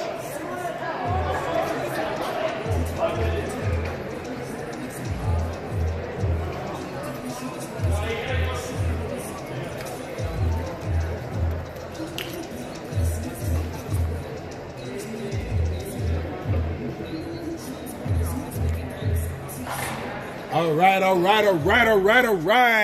We're getting right into it.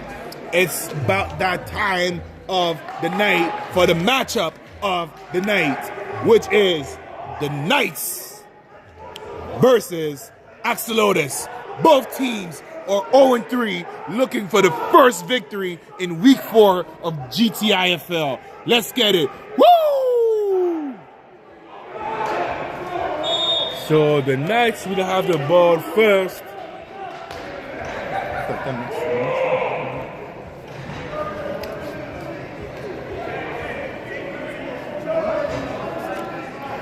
And let's see how it will go for the first drive of this game with the Knights.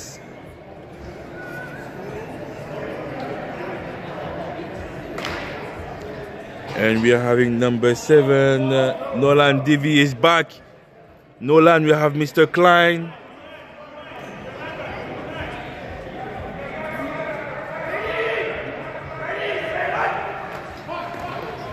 And we have a flag on the ground.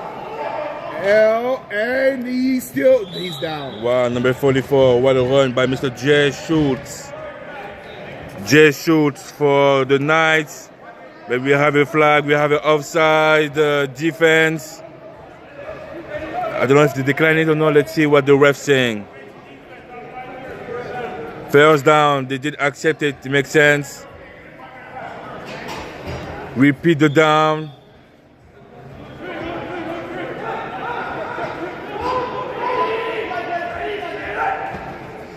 And we're having some jet sweep and Mr. Adwin plus a big group of Axolotls. Number 28, Michael Heber, was there to cover that run. Second down for 2nd and 10 yards. 10 yards. All right. So you see the 2 receiver at the top of the screen with a split back. And the bounce. Quarterback keeps it. Get rid of it. And it is incomplete. Hit the top of the area. Top. Incomplete. I mean, Nolan has all this time, so I think he's going to like the fact that he have a lot of time to throw, to check and throw. I mean, I would love to have that same time. I feel like I could be a quarterback if you give me the amount of time that he's getting there, which is a great testament to his O-line, being patient and making sure they're keeping him clean so far. Third down, 3rd and 12.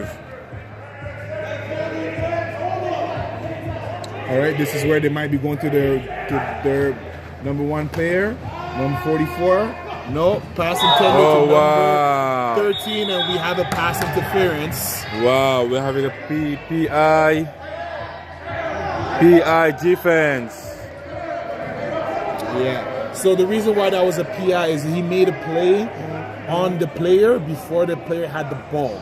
So usually in football is you can break on the ball itself. However, if you make contact with the player before the ball is in the area, it usually gets called as a defensive pass interference, and that's what we saw here. So we see Bryson Klein in the backfield, part of the split. And the ball goes to number 44. We have a fumble and recover. Wow, that was the ball was for Mr. J. Schultz. Fumble recovered by himself.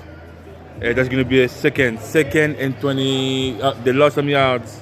So you see the Axolotls D-line being quick to react, right? Being light on their feet and very, very vocal. So let's see what happens on this play here. 2nd and 27. And we have Klein in motion. The ball is intended for him. INT picked off by number 20, who follows his blocker. Wow, number 28. Number 28. Wow, number 28. Michael Number 28. Haber. Big pick. Wow. Talk about tip draw. Talk about a tip draw. Wow, what a play by the Axolotls. That turnover was brought to you by Access Storage. Leaders in self-storage. First down, Axolotls. They have the first play of the game. And let's see what they do with it, considering that they do not even have to go more than half the field. So we have 1st and 20.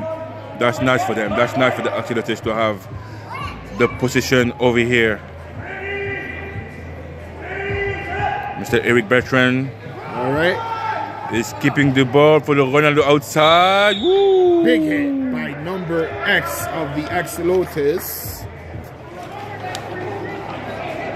Wow, and it looks like there might be a flag penalty on the defense.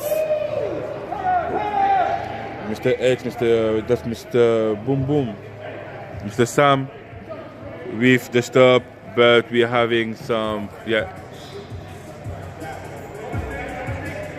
So we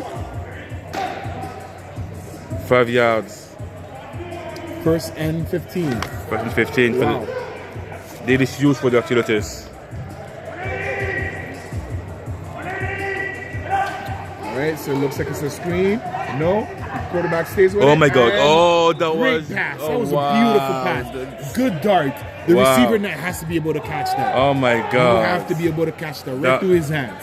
That was nicely done by Mr. Eric Bertrand. Pass intended to number 25, Shota Narita. All right. Usually SOS, same old shizness. So let's see what the defense is doing here. Playing that man. Oh, we have some movement. Movement ahead of time. Movement offense. Me personally, I've already seen something that I would exploit. If I was the Axolotls, I would go after number 8 of the Knights.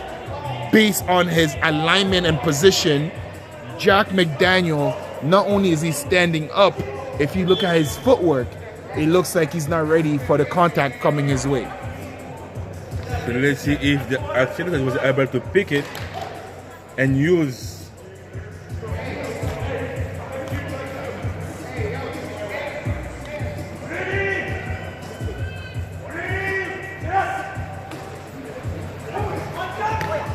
All right, we have the screenplay and good tackle. Wow. Way to rally. That's a good open field tackle by number 13. Vincent Patumadi. Hey, Vincent, great open field tackle.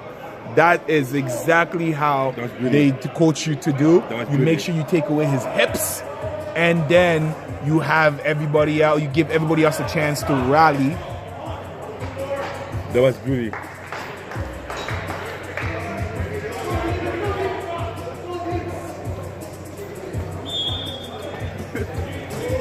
All right, so the Knights were able to mitigate that turnover and stop the Axolotls for no points.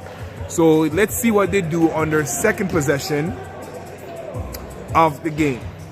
1st and 30. All right, and we have a run and nowhere to go. The DN stayed home and made sure to clean up number 9 on the tackle. And we don't have his name. Wow, Hey, number 9. you got to get those stats, baby boy. Wow. That was a very, very, very good play. That was good. That was good.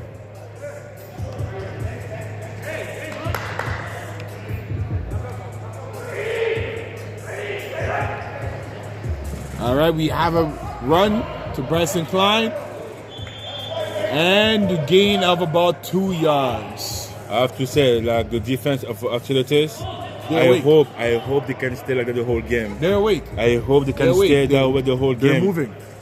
Because so far, nice. Nice from the Axolotls. Nice defense.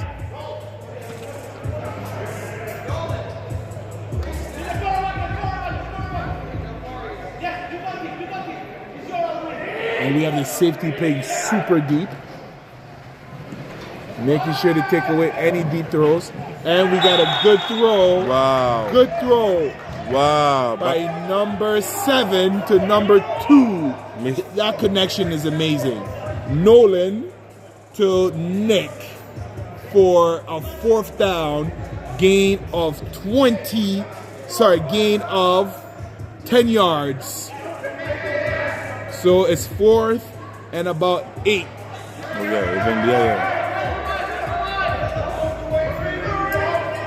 And they're going for it, huh? So they're going for it. Look for them to go to the veteran player, Bryson Klein. It is a run. No, he spins forward. Woo, he got the first He got down. wow, that was nicely done by Mr. J. Way to know. Wow, he Mr. J. understood what he needed to get and fell forward. You saw he lost his balance maybe a yard or 2 prior, but managed to keep his balance Beauty. long enough to be able to get that first down, even though he was stumbling. Beauty. First and 28. 28 yards to score for the Knights. So now this is the first time that the Knights are across half. What a potential score. Oh my God! Got it! Oh my God! He got it! What a touchdown! Touchdown! Nick Prevost, what a touchdown! Wow! Big catch. Hey, the quarterback kept his poise. Wow! Knew exactly where he wanted to go. Wow! And knew that the receiver would come down with it. That was beautiful. Beautifully executed. We have the Knights with the first points of the second half. Wow! Right away, we see some scoring from the Knights simply on the second possession of the night. Well passed by Mr. Nolan Divi, like in the catch though, by Nick. Wow.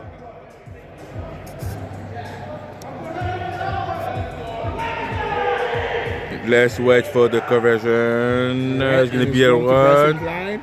With nowhere to go. And it is dead. Okay. Oh, he gave it to him. They gave it to him. Wow. Way to keep moving. Way to keep moving. And that's why they tell you, kids and people at home, folks, never stop moving your feet. Exactly. And what a play by the Knights, who now leading 7-0 against the Axolotls. All right. So the first score of the night was brought to you by High Tech Doors. Let's see how the Axolotls will reply to that.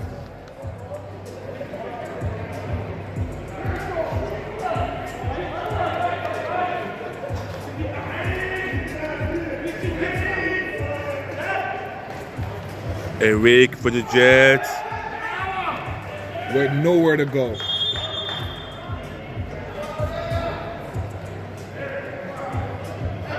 Well, it's stopped by number 0 for the Knights, Brandon Gauthier.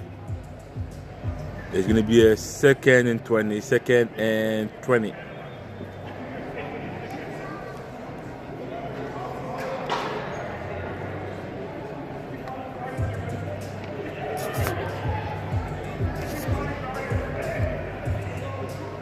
Let's see if the Axolotls and Eric Bertrand will be able to find the solution. Oh, we're having a blitz, Mr. Bombardo. Quick pass on the outside. You've got to spin. It's still going and nowhere to go.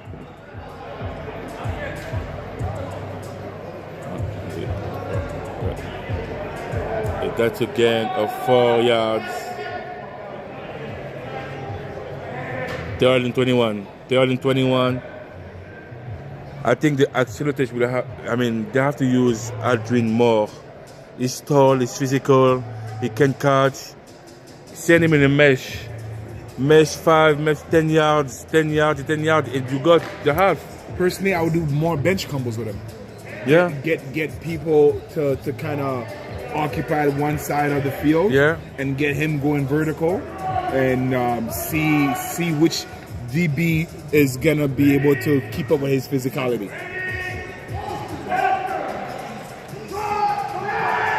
Right there. Oh. Bench combo. And that's going to be a punt for the Axolotls, and the ball will go back to the nice. The thing about this game sometimes too is you can't take too long to start getting your playmakers involved. Yeah. Right? No. Because the game happens so quick, and you have to almost develop some kind of rhythm in order to really do it. And of course, unless you're a veteran like the ones that we have in our leagues, the Phil, the James Mavericks, right? You're able to get away with it. But overall, most players need a little bit of a time to adjust, not only to the speed, but also to the game and the opponent that they're facing that particular week. Mm-hmm.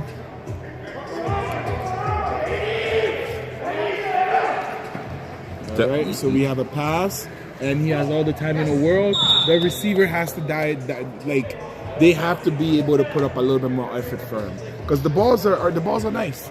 They're thrown, they're catchable balls. Yeah. But again, easier said than done for those of us up here, because as a receiver, there's that rule, you touch, you grab. But it's not always the case when you're surrounded with a whole bunch of players who want to take your head off. So we see the Axolotls playing with a deep cover one shell, where the safety is about 20 yards downfield outside of the frame, making sure he takes away any big play. So we have the run to Bryson Klein, who we are giving him the first down. First down, nice. It's a good run. All right, by so Bryson. We have number 11, Elliott, coming in. A very trusted wide receiver for Nolan. Let's see what impact he has on this new fresh of 4 downs.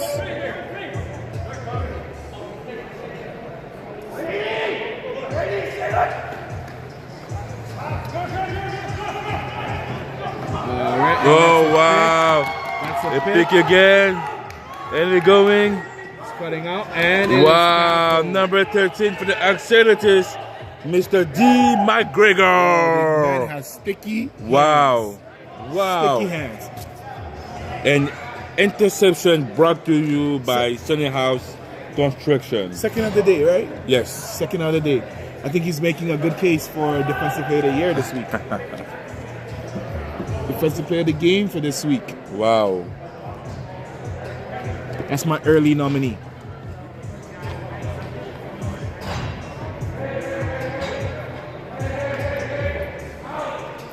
All right. So let's see what the Knights do. So far, our interview player Yogi told me that some of the takeaway that they want to do is taking away number 11, the big target.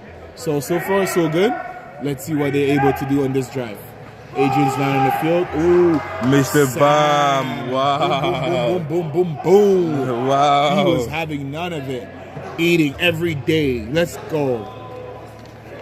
Wow. Mr. Sam Bomarido. We love you too, Sam.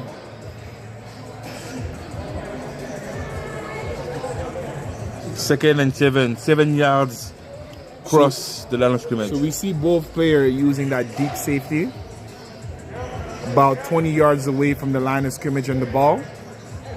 They want to prevent any just to deep pass. prevent any deep and big plays. And we have the blitz being picked up, and safety is there, picking it up and following his blockers. He might go all the way. Let's go. Let's go. Number 2 of the night, Nick Prevost, with his second touchdown of the game. Wow. Hey, Wow. both teams have that one player who's making the early case for being player of the week. Wow. What a play by Nick. What a play by Nick. So maybe this is exactly why they are using this deep safety, because both teams were able to get picks off of big passing plays and making sure that they're the one negating the big plays instead of it being done onto them. So let's see if they can get the conversion right here, because they missed the first one. Going for one. My guess is probably going to number 44, Mr. Schultz.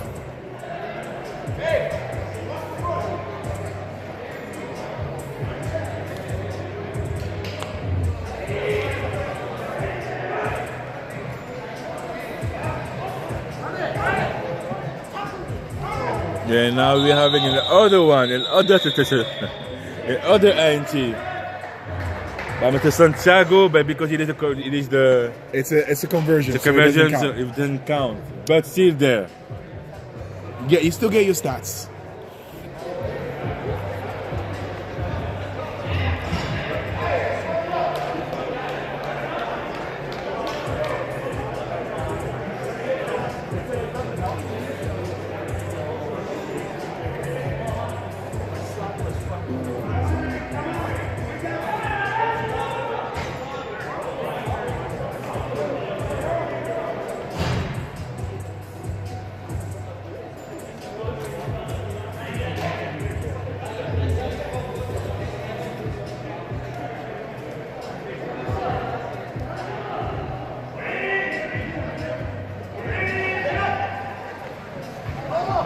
And we have a bad snap, fumble recovered by Mr. Eric Bertrand.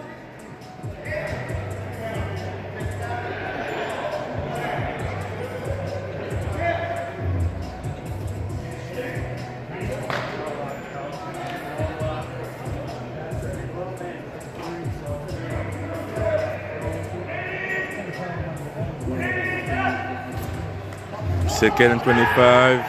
Pass for Mr. Adrian. Wow, again. Hey, that's big boy on big boy. None of them wanted to lower down the shoulder. Wow. What a but pass. How was he so wide open? I mean, again, I think for that game, he's the key. Like, he's the key for the Axolotls to use. What a game by Mr. Adrian. I don't know how he was so wide open, but if I was the Knights, I would make sure that does not become a habit.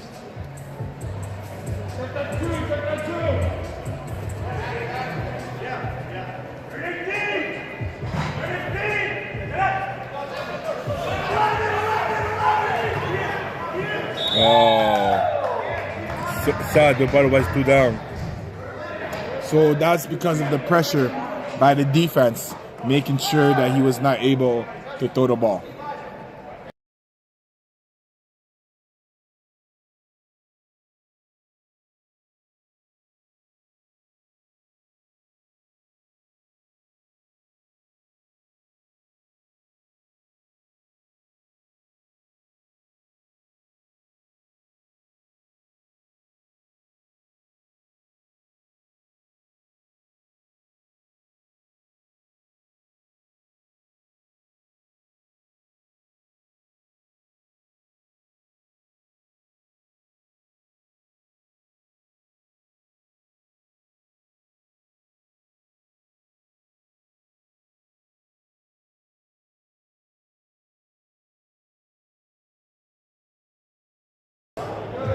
All right, so we have a turnover on down.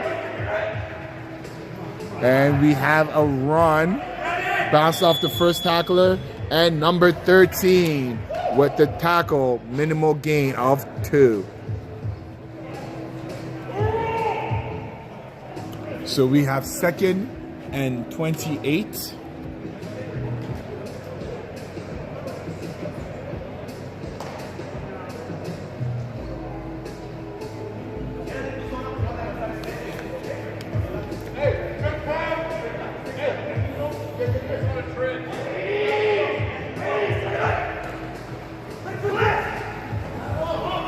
And another pick. Another pick.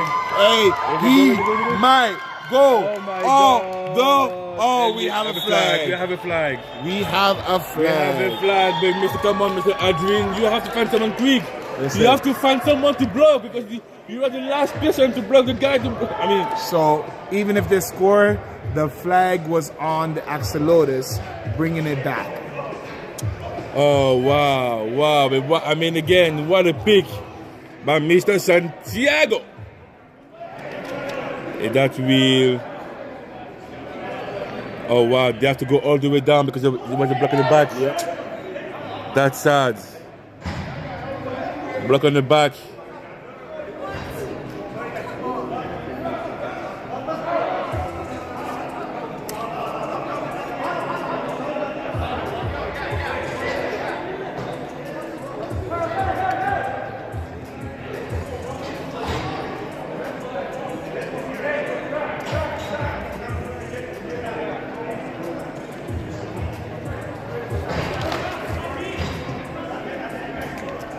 So we have first down by Axolotls.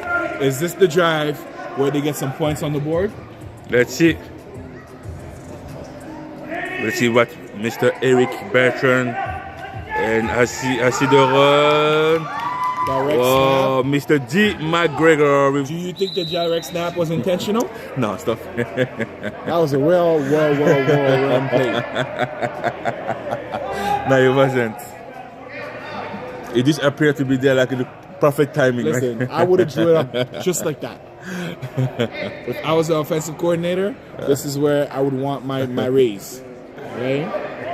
I'll be like the Chicago coach. 2nd and 20 for the Axolotls. All right.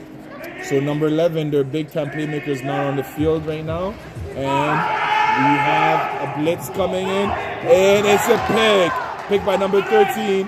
Oh, he gets away from 1, gets away from 2, and right back to the line of scrimmage, and we have some late laundry on the field.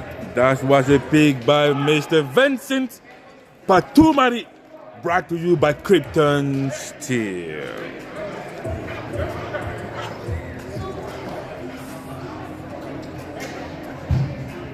And the ball will go back to the Knights. The score 13-0.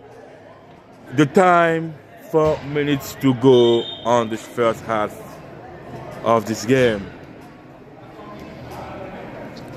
All right. So both teams are just handing out gifts. You would think we're still during the holidays and it's Christmas, but it seems like the Knights are moving the ball and being able to pick up some rhythm. And we see the chemistry between Nolan and Nick. Oh, definitely.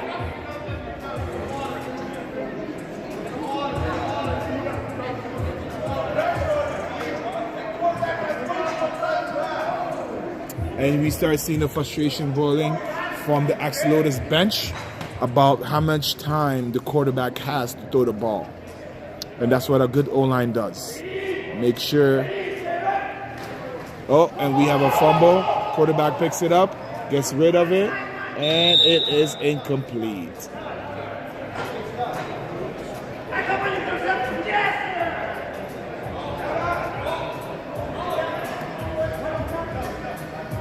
Third down.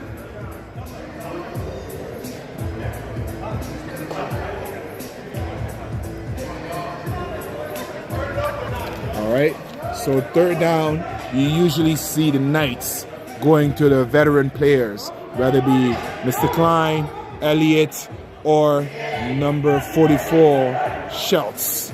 And we see them staying in the pocket. Pass intended to number 2, Nick Previs. And this is a 4th down. We can expect the Knights to go for it, considering that they've only got 5 yards to gain a new set of down.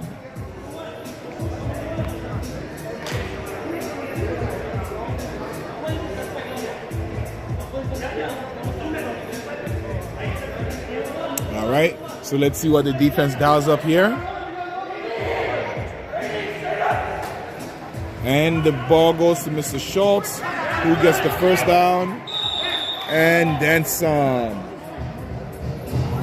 All right, so we have a first down by the Knights and 1st and 20.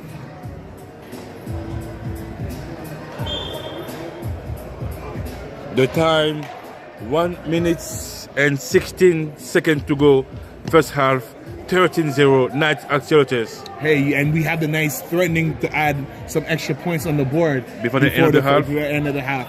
And a 3-point lead, a 3-touchdown lead is very safe in this league, where you should be able to sustain it and get the W. Again, the Basement Bowl.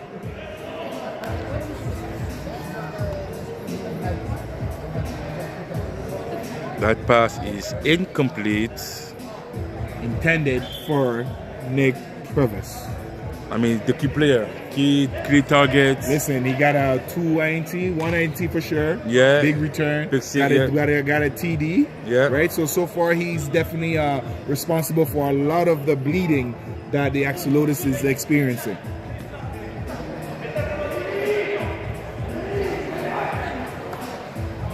All right, we have another pass, pressure, INT by X of the Axolotls. Mr. Santos. Whoa, what a pick. This is becoming the game of turnover. Right? And we have the tackle by number 11 of the Knights, Rick Elliott. One more play. There's one more play for the Axolotls before the end of the half. I mean, again, so far it's been a good game defensively. I mean, the Knights scored pick 6. That was a defensive score. The picks were left and center. That we have to say. Hopefully, the Axolotls will be able to use their key target more. D. McGregor is a good one. He can run, he can pick, he can catch, and Aldrin. Yeah. Although we need to step up a little bit. He's been pretty quiet this first half.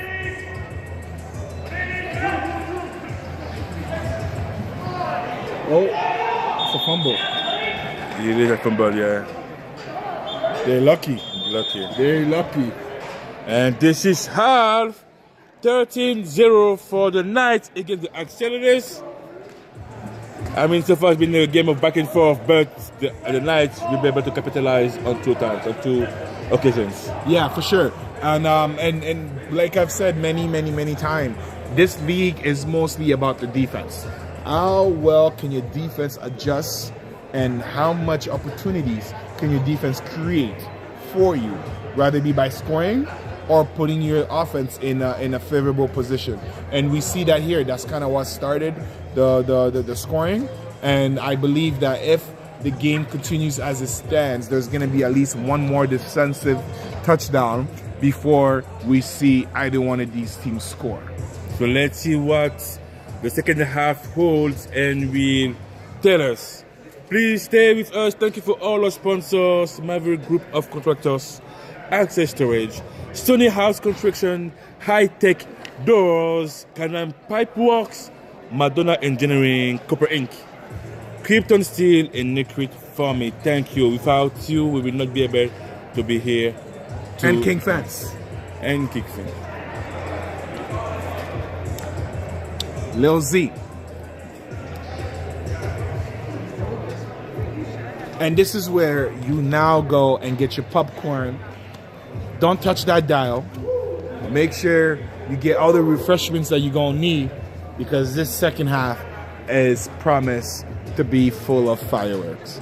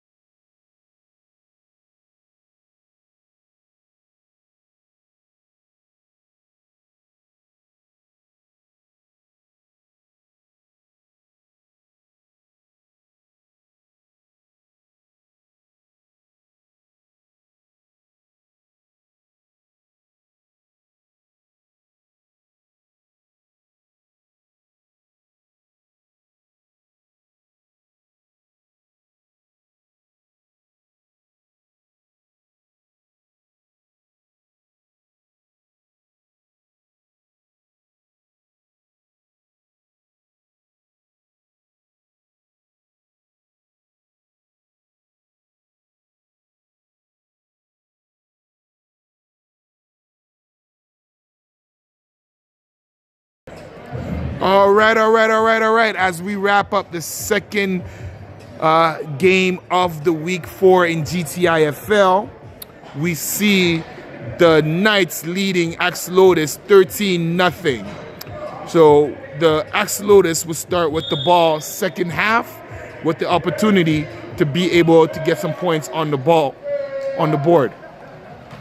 All right, so first play we have a run, bounces it outside, breaks a tackle, breaks another one, and finally gets brought down. Gain of about 5 for number 1.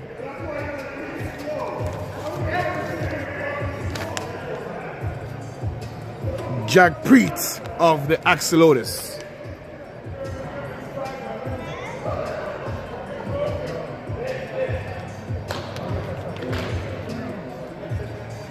Second, let's see, second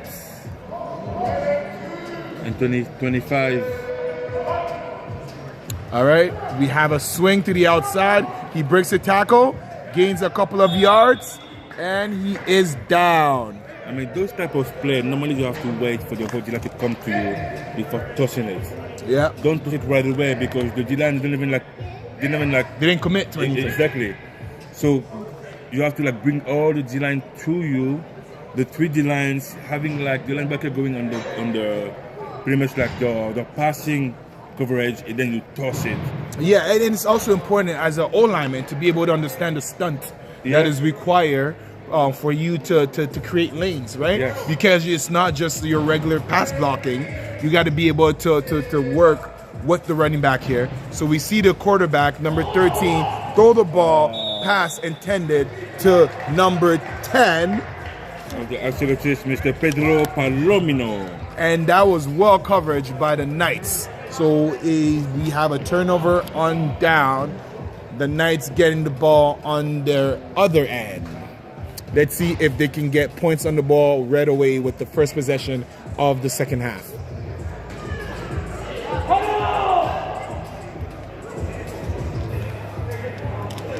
Again, shout out to all of you at home tuning in on our YouTube channel. Tell a friend to tell a friend to tell a family member to show up.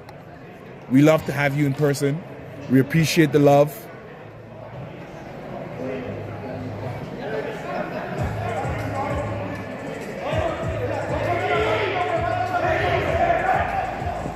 And we're having a run. And he throws it. Flip flicker. Pick by Santiago. Pick number 2 of the week. Let's go. Hey, that deep safety clearly is working. It's working. Clearly they know, they've been watching film. It's working. And they are aware that this is how we take away. And it's been working so far. But that flea flicker, I think that might be something there. That might be a play that they can refine and potentially even use later on in this game. To be honest, I actually like it. It was naturally. I mean, it was a good try. They tried something different that we didn't see so far this season. Yeah. So both games, the sweep, and now we have the flea flicker. All right. Direct snap again, and he gets out of it in danger. And he tosses it to almost. You have to secure that. Ricardo, you have to secure that. You have to, because again, there was nobody around, and you were able to call for the quarterback's attention. So you got to make a play. There are some flag on the field. I think against offense. Holding on the offense. Yeah. So repeat, second down.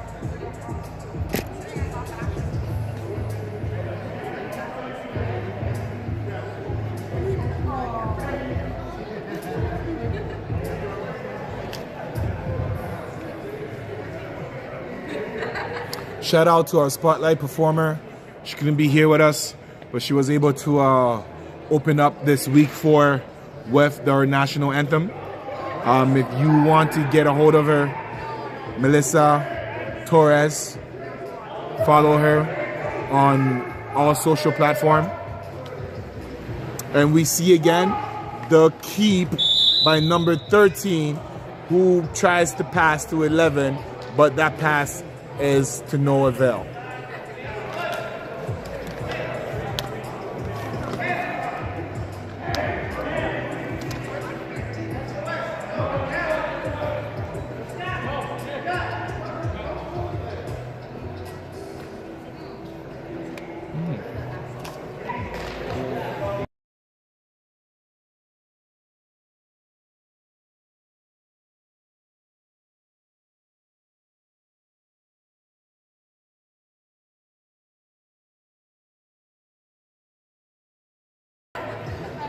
All right, so we have a toss again. As you said, you have to be able to get the D line to draw in. So what I would personally do, maybe start with a 2 running back with a split formation, where I'm drawing the one way, and as I'm going with it, toss it out almost. So almost like an option read, right? Because then just a direct toss in such a fast game, such a closed environment, it's very hard for it to gain any traction because the D linemen in this league are hella fast. Exactly.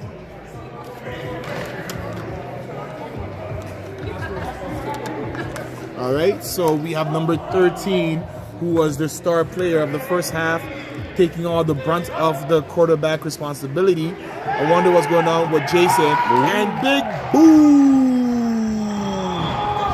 Big boom! Oh my with the God. tackle. And it looks like because he led with the crown of his helmet, it may have been helmet to helmet, which is a big break for the Axolotls. Yes. Oh my God. That's unfortunate for Mr. Bombarito, who came out as a torpedo. Hey, he came out whew, Wow. like a man on a mission. So 3rd and 6. Automatic first? Now 15 yards.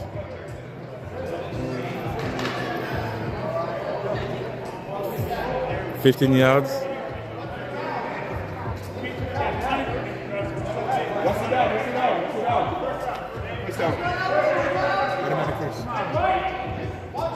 Major penalty. Keeping them alive. That was the end of their drive. You see what I mean? We're faking, being able to fake the handoff will get those D linemen to commit and at least hesitate. Exactly. So that way lanes can open up. Yes. Right? And I think it is the key for them because now they try to use the speeds, and I think it is the way to go for the Axolotls, using D. McGregor as a quarterback. Number 13, D. McGregor.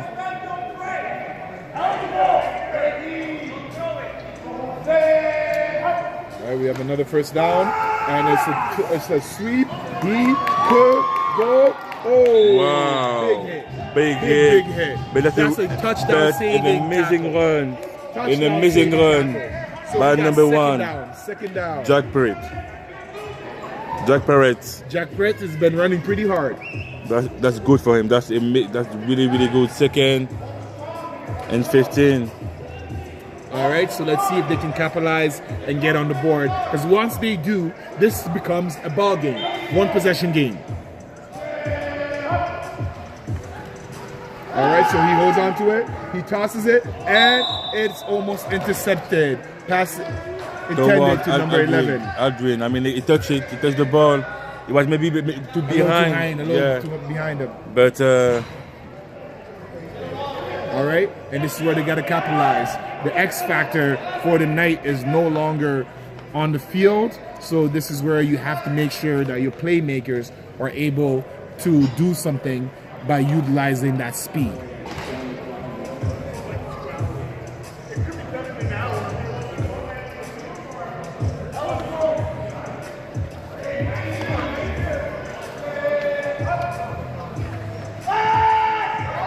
And pick. He could go. No. First down. Pick by number 13. He came out of nowhere. Vincent Patomari. for the pick. Pick brought to you by Access Storage. Hey, that was a good opportunity. That may be the nail. Let's see if they can punch that nail in the coffin and seal the deal. Because, again, in this league, 3 touchdowns usually is enough of a separator to keep a distance and win a game. Yeah, then definitely 13-0 so far. 13-0 for the Knights against the Axolotls. Let's see if they will be able to score more points.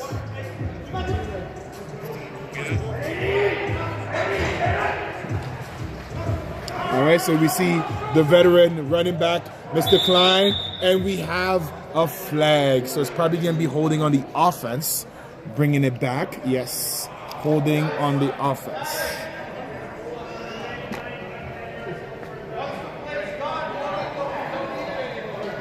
All right, so in moments like this is usually when you see the execution being affected, where the winning team seems to be playing the clock and just trying to get out of this with the victory rather than playing the same style that got them the points to begin with. We're seeing them do that on defense, but their offense is a shell of themselves, right? So we have a offside on defense. It looks like it was defense who jumps.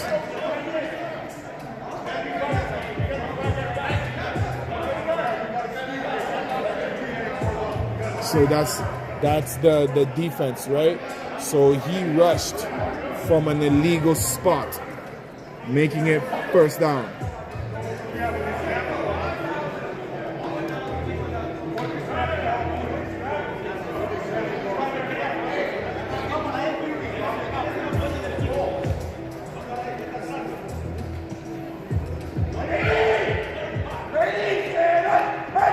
Oh, we have an offside. We have a false start on number 99 of the Knights. Sometimes, again, like I was saying earlier, when you are playing the clock rather than playing your style, you can start seeing self-inflicted wounds be present. And as an O-line, as a coach, I never understand how O-linemen go offside when they know the cadence. Oh, big time. That for me, it's a mystery. All right. So we have the run to Bryson Klein, who goes up and gain of about 5 yards. It looks like Jay complained about the fact that his way was, his style of the field was so clear, and he wanted him to ask Klein to follow him, but so we Bryson came back inside. Down, second and about 12 yards to go.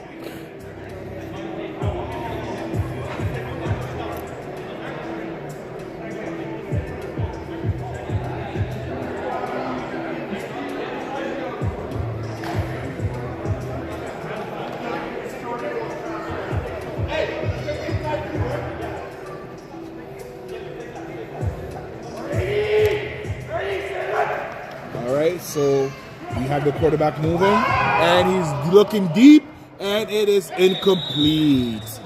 Pass intended to number 2, Nick. Of course, who else, right? Why shy away from your veteran receiver who has shown to be reliable time and time and time again? So we have what seems to be a flag again on the defense. So my assumption is that's an automatic first down, and it was a major, probably roughing the passer.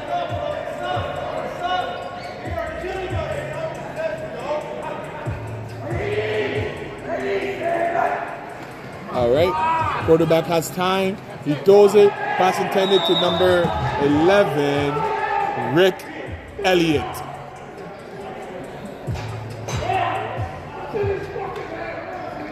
Second down.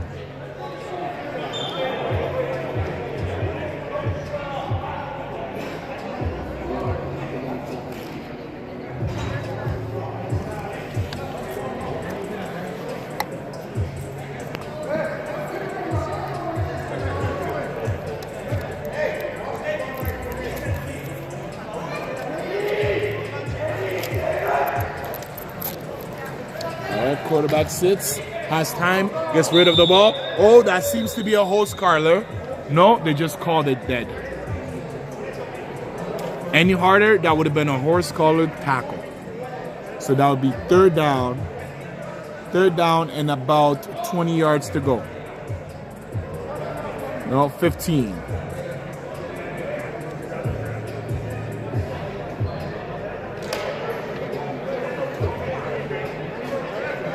You can see Nick Prevost in the bottom of number two.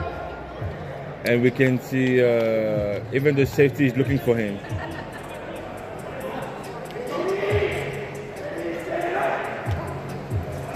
All right.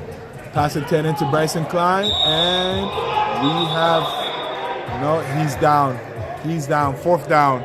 Fourth and goal.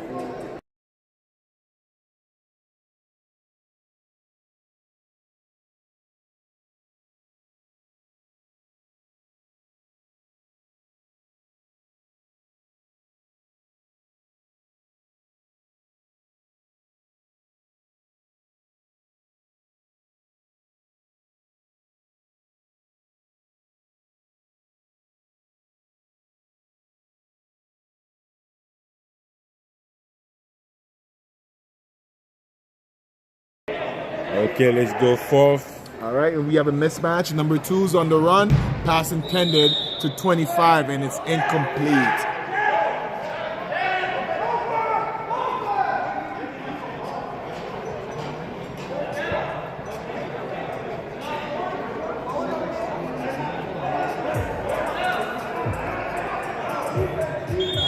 Timeout, timeout, timeout.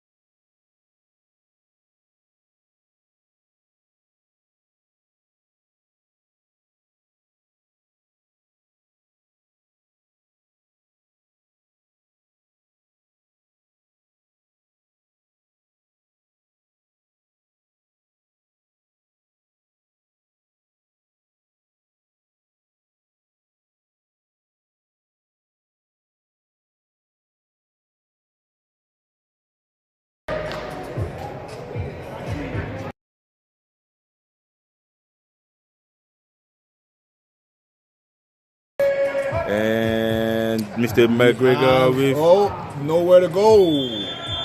See, when you do these kind of run plays, whether it be a jet sweep or a counter or a toss, you need to have an O-lineman that is mobile and be able to climb the pocket and go to the second level.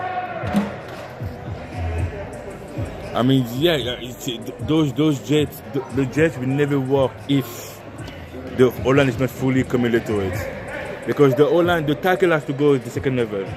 Like you need like the right receiver on the play side to cover for you. Right. So we see that toss again, and using his speed, and we're nowhere to go. That is a gain of about 5 to 7 yards by Jack Pritt. He's not scared to run into traffic. No, he's a good runner. He runs strongly. Like he's a good football player.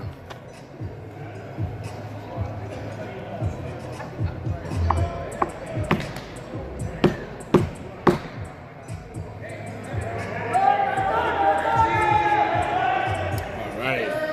So we got 2nd and 18, and we have an offside. Offside on the defense, it seems like. And that is a gain of 5, putting us at 2nd and 13.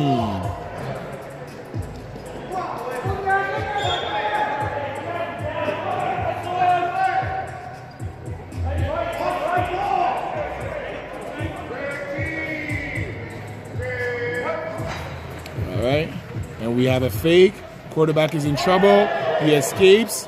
stays on his feet, keeps going, Wow. and third down. What a run by Mr. D.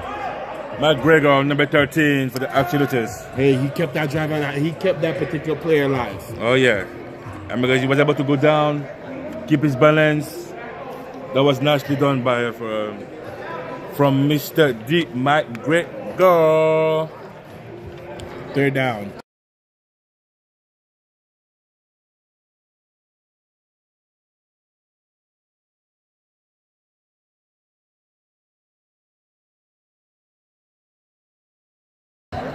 Let's go back to it. We have a tight end. We have a motion. And look at Jack fumble.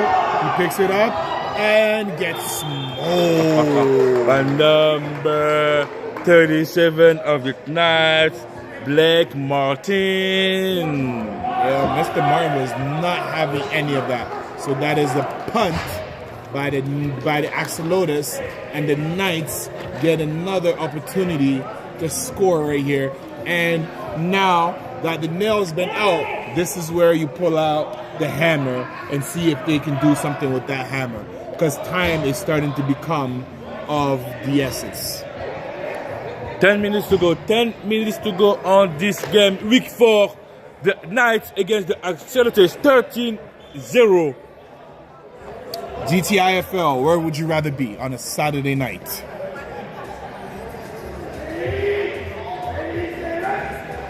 All right, and we have a fumble. Let's see what it's about.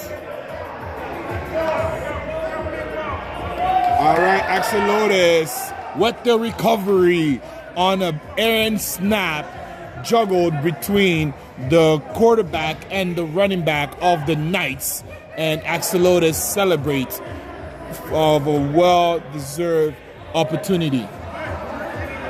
So they're running, it seems like they're running out of time, but they're creating opportunities for themselves.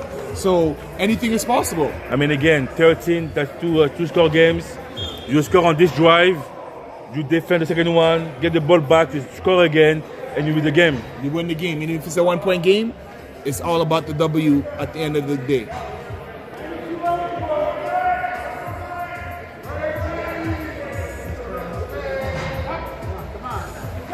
And the quarterback's just back.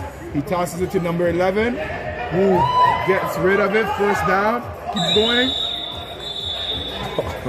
and trucks a bunch of Knights along the way.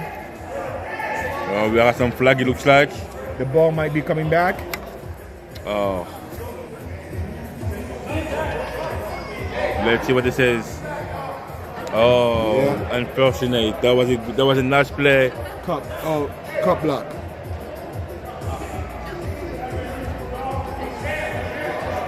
That is unfortunate for the Axolotls. That was the big play of the night.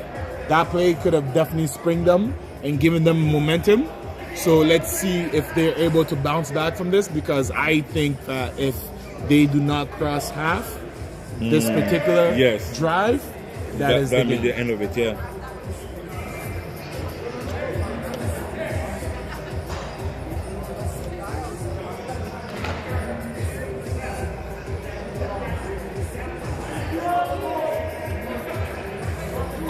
Next week should be fire. Let's talk about it after. And we have a high snap. Quarterback tracks it down, gets rid of the ball a little high. Another pick by number 13. They're lucky he couldn't keep his footing. Vincent, wow, Vincent again for the pick. It looks like a trainer might be needed, because he may have hurt his knee. We see him holding on to that quad area. Maybe as he stepped, something probably didn't follow along properly. And we see this kind of injury happen a lot, especially on this kind of turf. Yeah. Right? Where it's very different than AstroTurf or very different than grass. So that's why you see a lot of players playing with regular sneakers instead of cleats. Overall, we hope that he is fine, because he's had an amazing game. Yeah. I think this is pick number 3, if I'm not mistaken. For him, number 13, Vincent Padumari. hopefully, yeah, as you mentioned, hopefully he's right. Hopefully he can. Or it looks like he's going back on his feet.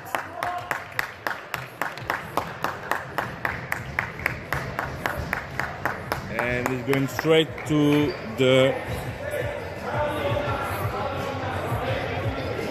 with the trainer.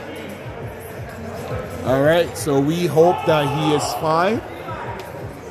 Because again, that was a big opportunity that was taken away from the Axolotls, and he was able to deliver that gut punch. So Axolotls are now in the coffin.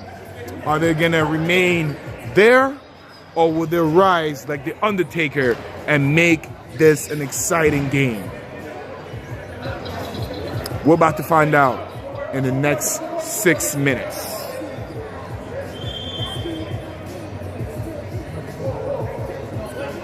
You have to say, like, the attendance is not bad today. Like a good 60 people. Yeah, we have a great attendance. Shout out to all of you guys in attendance, and shout out to all of you guys at home. We'd much rather have you in the building. So tell a friend to tell a friend to tell a family member to show up. And we have another fumble on the plate, recovered by the Axolotls. So we've seen this happen a few times where the running back and Mr. Schultz and the quarterback are not on the same page, and the snap is being bubbled and ultimately fumbled and recovered by the Axolotls team, who refuse to be put 6 feet under. I mean, again, 5 minutes, and a couple of seconds to go for the second half of this game. They have to score now. This is it. Because if they do not get points right now, it doesn't matter what happened, they're going to be running out of time. So we have first down. We see the safety dropping back. Quarterback back in the game. Incomplete. Pass intended to number 92. Norman Yellowman. So we see Bertrand back in the game, being able to, I guess, march some kind of a comeback and put points on the board, hopefully. That is the intentions. Let's see if they can execute.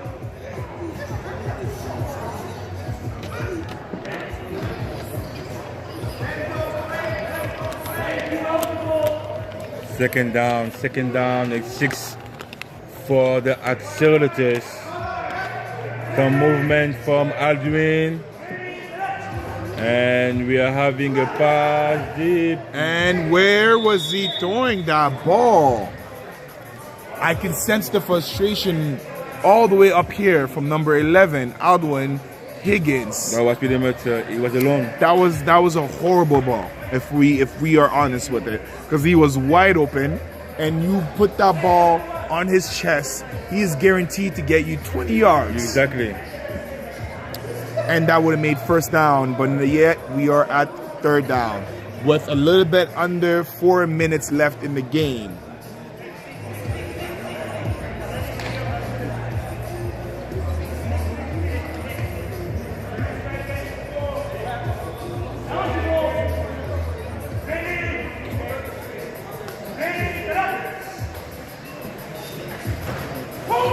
We have a high snap, fumbled again, and recovered by number 6 of the night.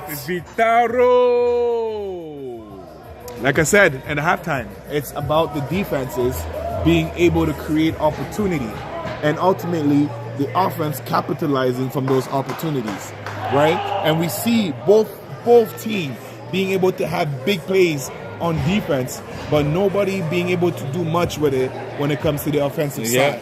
Unfortunately, and again, I mean, like the Axolotls had opportunities, many, with the picks and the fumble recovery, many, as the Thunder, but the Thunder is leading one now, so they don't really matter for them. Yeah, exactly. So we have a run to Mr. Bryce, who takes the lane, keeps his feet going, and he is a tough guy to bring down. So gain of about 5 yards, 2nd and 17. All right, so with the last 2 minutes left in the game, I want to thank all of our sponsors for partnering with us. Without you, none of this would be possible.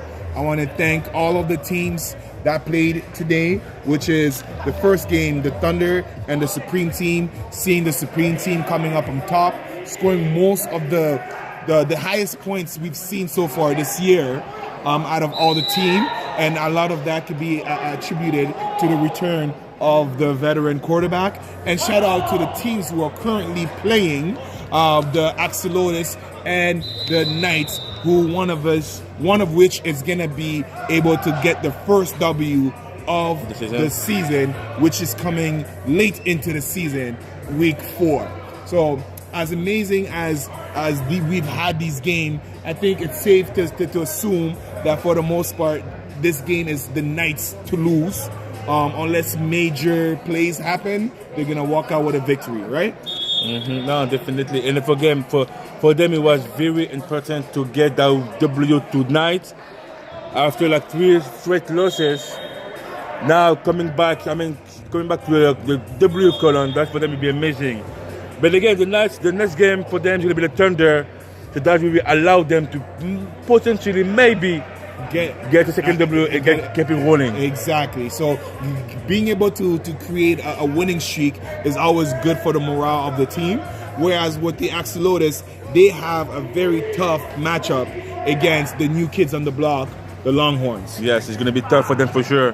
Very, very tough. They will need more players, more skills, more everything to beat the Longhorns. We have a trainer. Players seizing up, it looks like.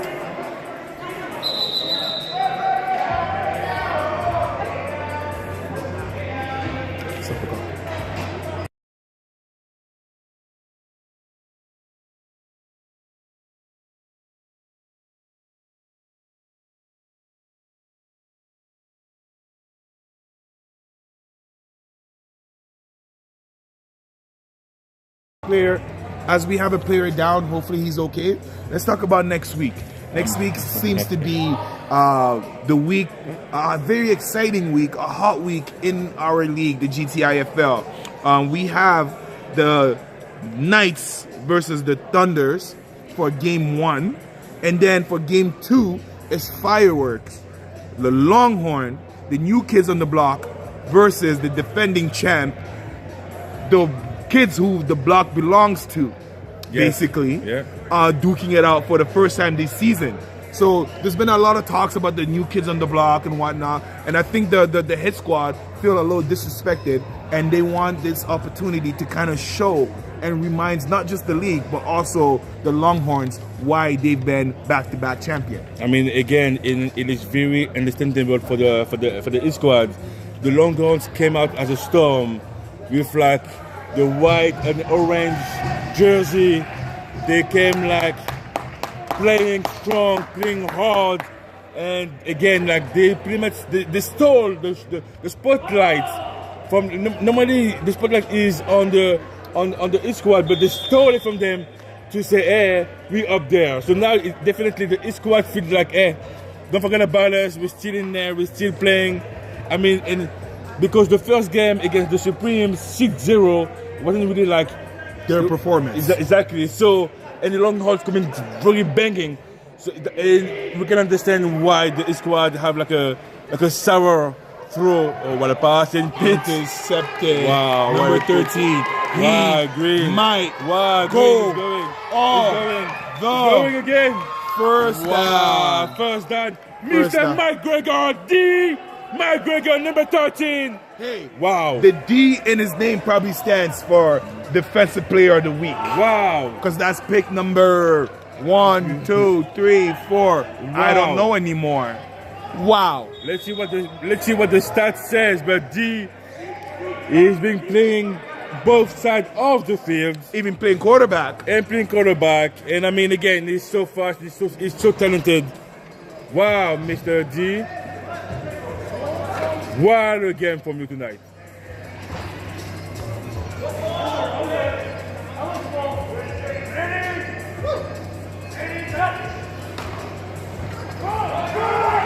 Mr. Jack Breed. Jack Breed gets brought down. And that is the end. Well, what a game What a game. What a game. One more. It looks like they have one more play, and so long as the Knights do what they're supposed to, this game will end 13-0. So bringing it back to next week, that first game is one that, even though many aren't talking about it, I think it's going to be a very exciting game, because there's the opportunity to get a winning streak going is always something worthy to defend, and both teams will have that opportunity, the Knights and the Thunders. I mean, the Knights is 2-0 right now. Yeah. Having like a 3-0, that would be amazing for them. So like they will try to get it. For the Knights, 3-1 with that victory right now, to have like a second W in a row, to having a 3-2, that for them is huge. So like both teams, they will definitely try everything to get a W, and they have to. For sure, for sure. So to all the players who've gotten hurt today, I hope that you guys get the opportunity to rest your body. I hope that you guys are okay and you are able to be out there for your team for the upcoming weeks. And to everybody at home who tuned in on our live YouTube channel, we want to thank you for your weekly devotion and commitment to us. And to the fans in attendance, today was a pretty good attendance where almost every single seat was filled. That you can hear the fans. So for that, we want to thank you. To the Stripes who make sure to officiate the game, keeping us safe. We want to say thank you to my colleague, Coach Brian. I want to say Happy New Year's. Thank you for working with me, and I'm excited to see what the second half of the GTIFL is going to look like as we roll into week 5. So tell us some of the big matchup and the keys to look forward to. Okay, so week 5 again, January 10 next week. We have the Knights against the Thunder. That's going to be a battle for the middle of the ranking right now. Both of teams, they need a W. They need a W to keep going, to keep rolling. They will need a W, so they will try everything. The Knights looked amazing tonight. Nolan Davey was there the whole game. It was about to like giving the ball to like different people. We saw Vincent. That was like amazing. So many picks. Vincent was there like picking the ball left, right in the center. Jay Schultz who tried some stuff. So that was something. Nick with the performance on both sides, right? Yeah, Nick Prevost. So he gets my vote for player of the week, for one of the player of the week this week. But again, I think both teams battle, but it seems to be that every single week the Axolotls, to me, what I'm finding is they play to the competition. So when they play against arguably better team, you tend to see them bring out a certain fire where it's very competitive. But then when they're playing against the middle class of the league, they tend to kind of just show up and hope that it's enough. And I think that if they watch this game, they would, and they're honest with themselves, they realize that this was a winnable game that they've let slide from them based on the amount of turnover they were able to have and the explosive players that they had. Where was number 11 today? Barely was used. Exactly. I mean, again, they need more players. They need more skilled players.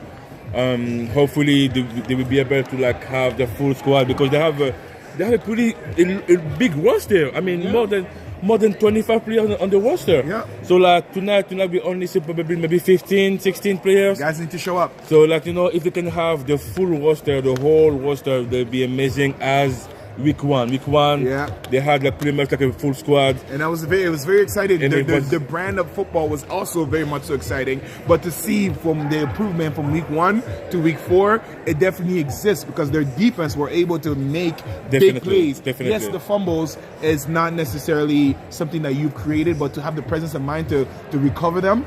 So, but I'm also speaking on the picks. Being able to play with that deep safety, you saw the Knights kind of adjust and also play like that to be able to match up with the takeaways that the Axolotls was able to create. Oh yes, no, they're definitely right. And again, I think it is something that we're going to see more and more, having a deep safety, because again, like it's working. Like we saw earlier, even the first game, we saw like pretty much the Thunder doing it with Corey. So I think it's working. So let's see how it's going to be next week. And again, it's going to be a banger. I mean, Longhorns has its squads. Wow.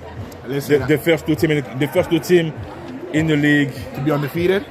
Yes. Who's gonna lose? Who's gonna lose first? Who's gonna lose first? Right? So let's see. So we shall see. Oh my God. Enough about next week. I will leave next week for next week. I want to wrap up this week by going over it. We had the Thunder losing to the Supreme Team, and we had the Axolotls losing to the Knights. So for myself, Coach E, and my colleague, Coach Brian, we want to thank you for tuning in to GTIFL Week 4. Thank you for being in attendance. Thank you for tuning in online. And we are out. GTIFL Week 4. Thank you. See you next week.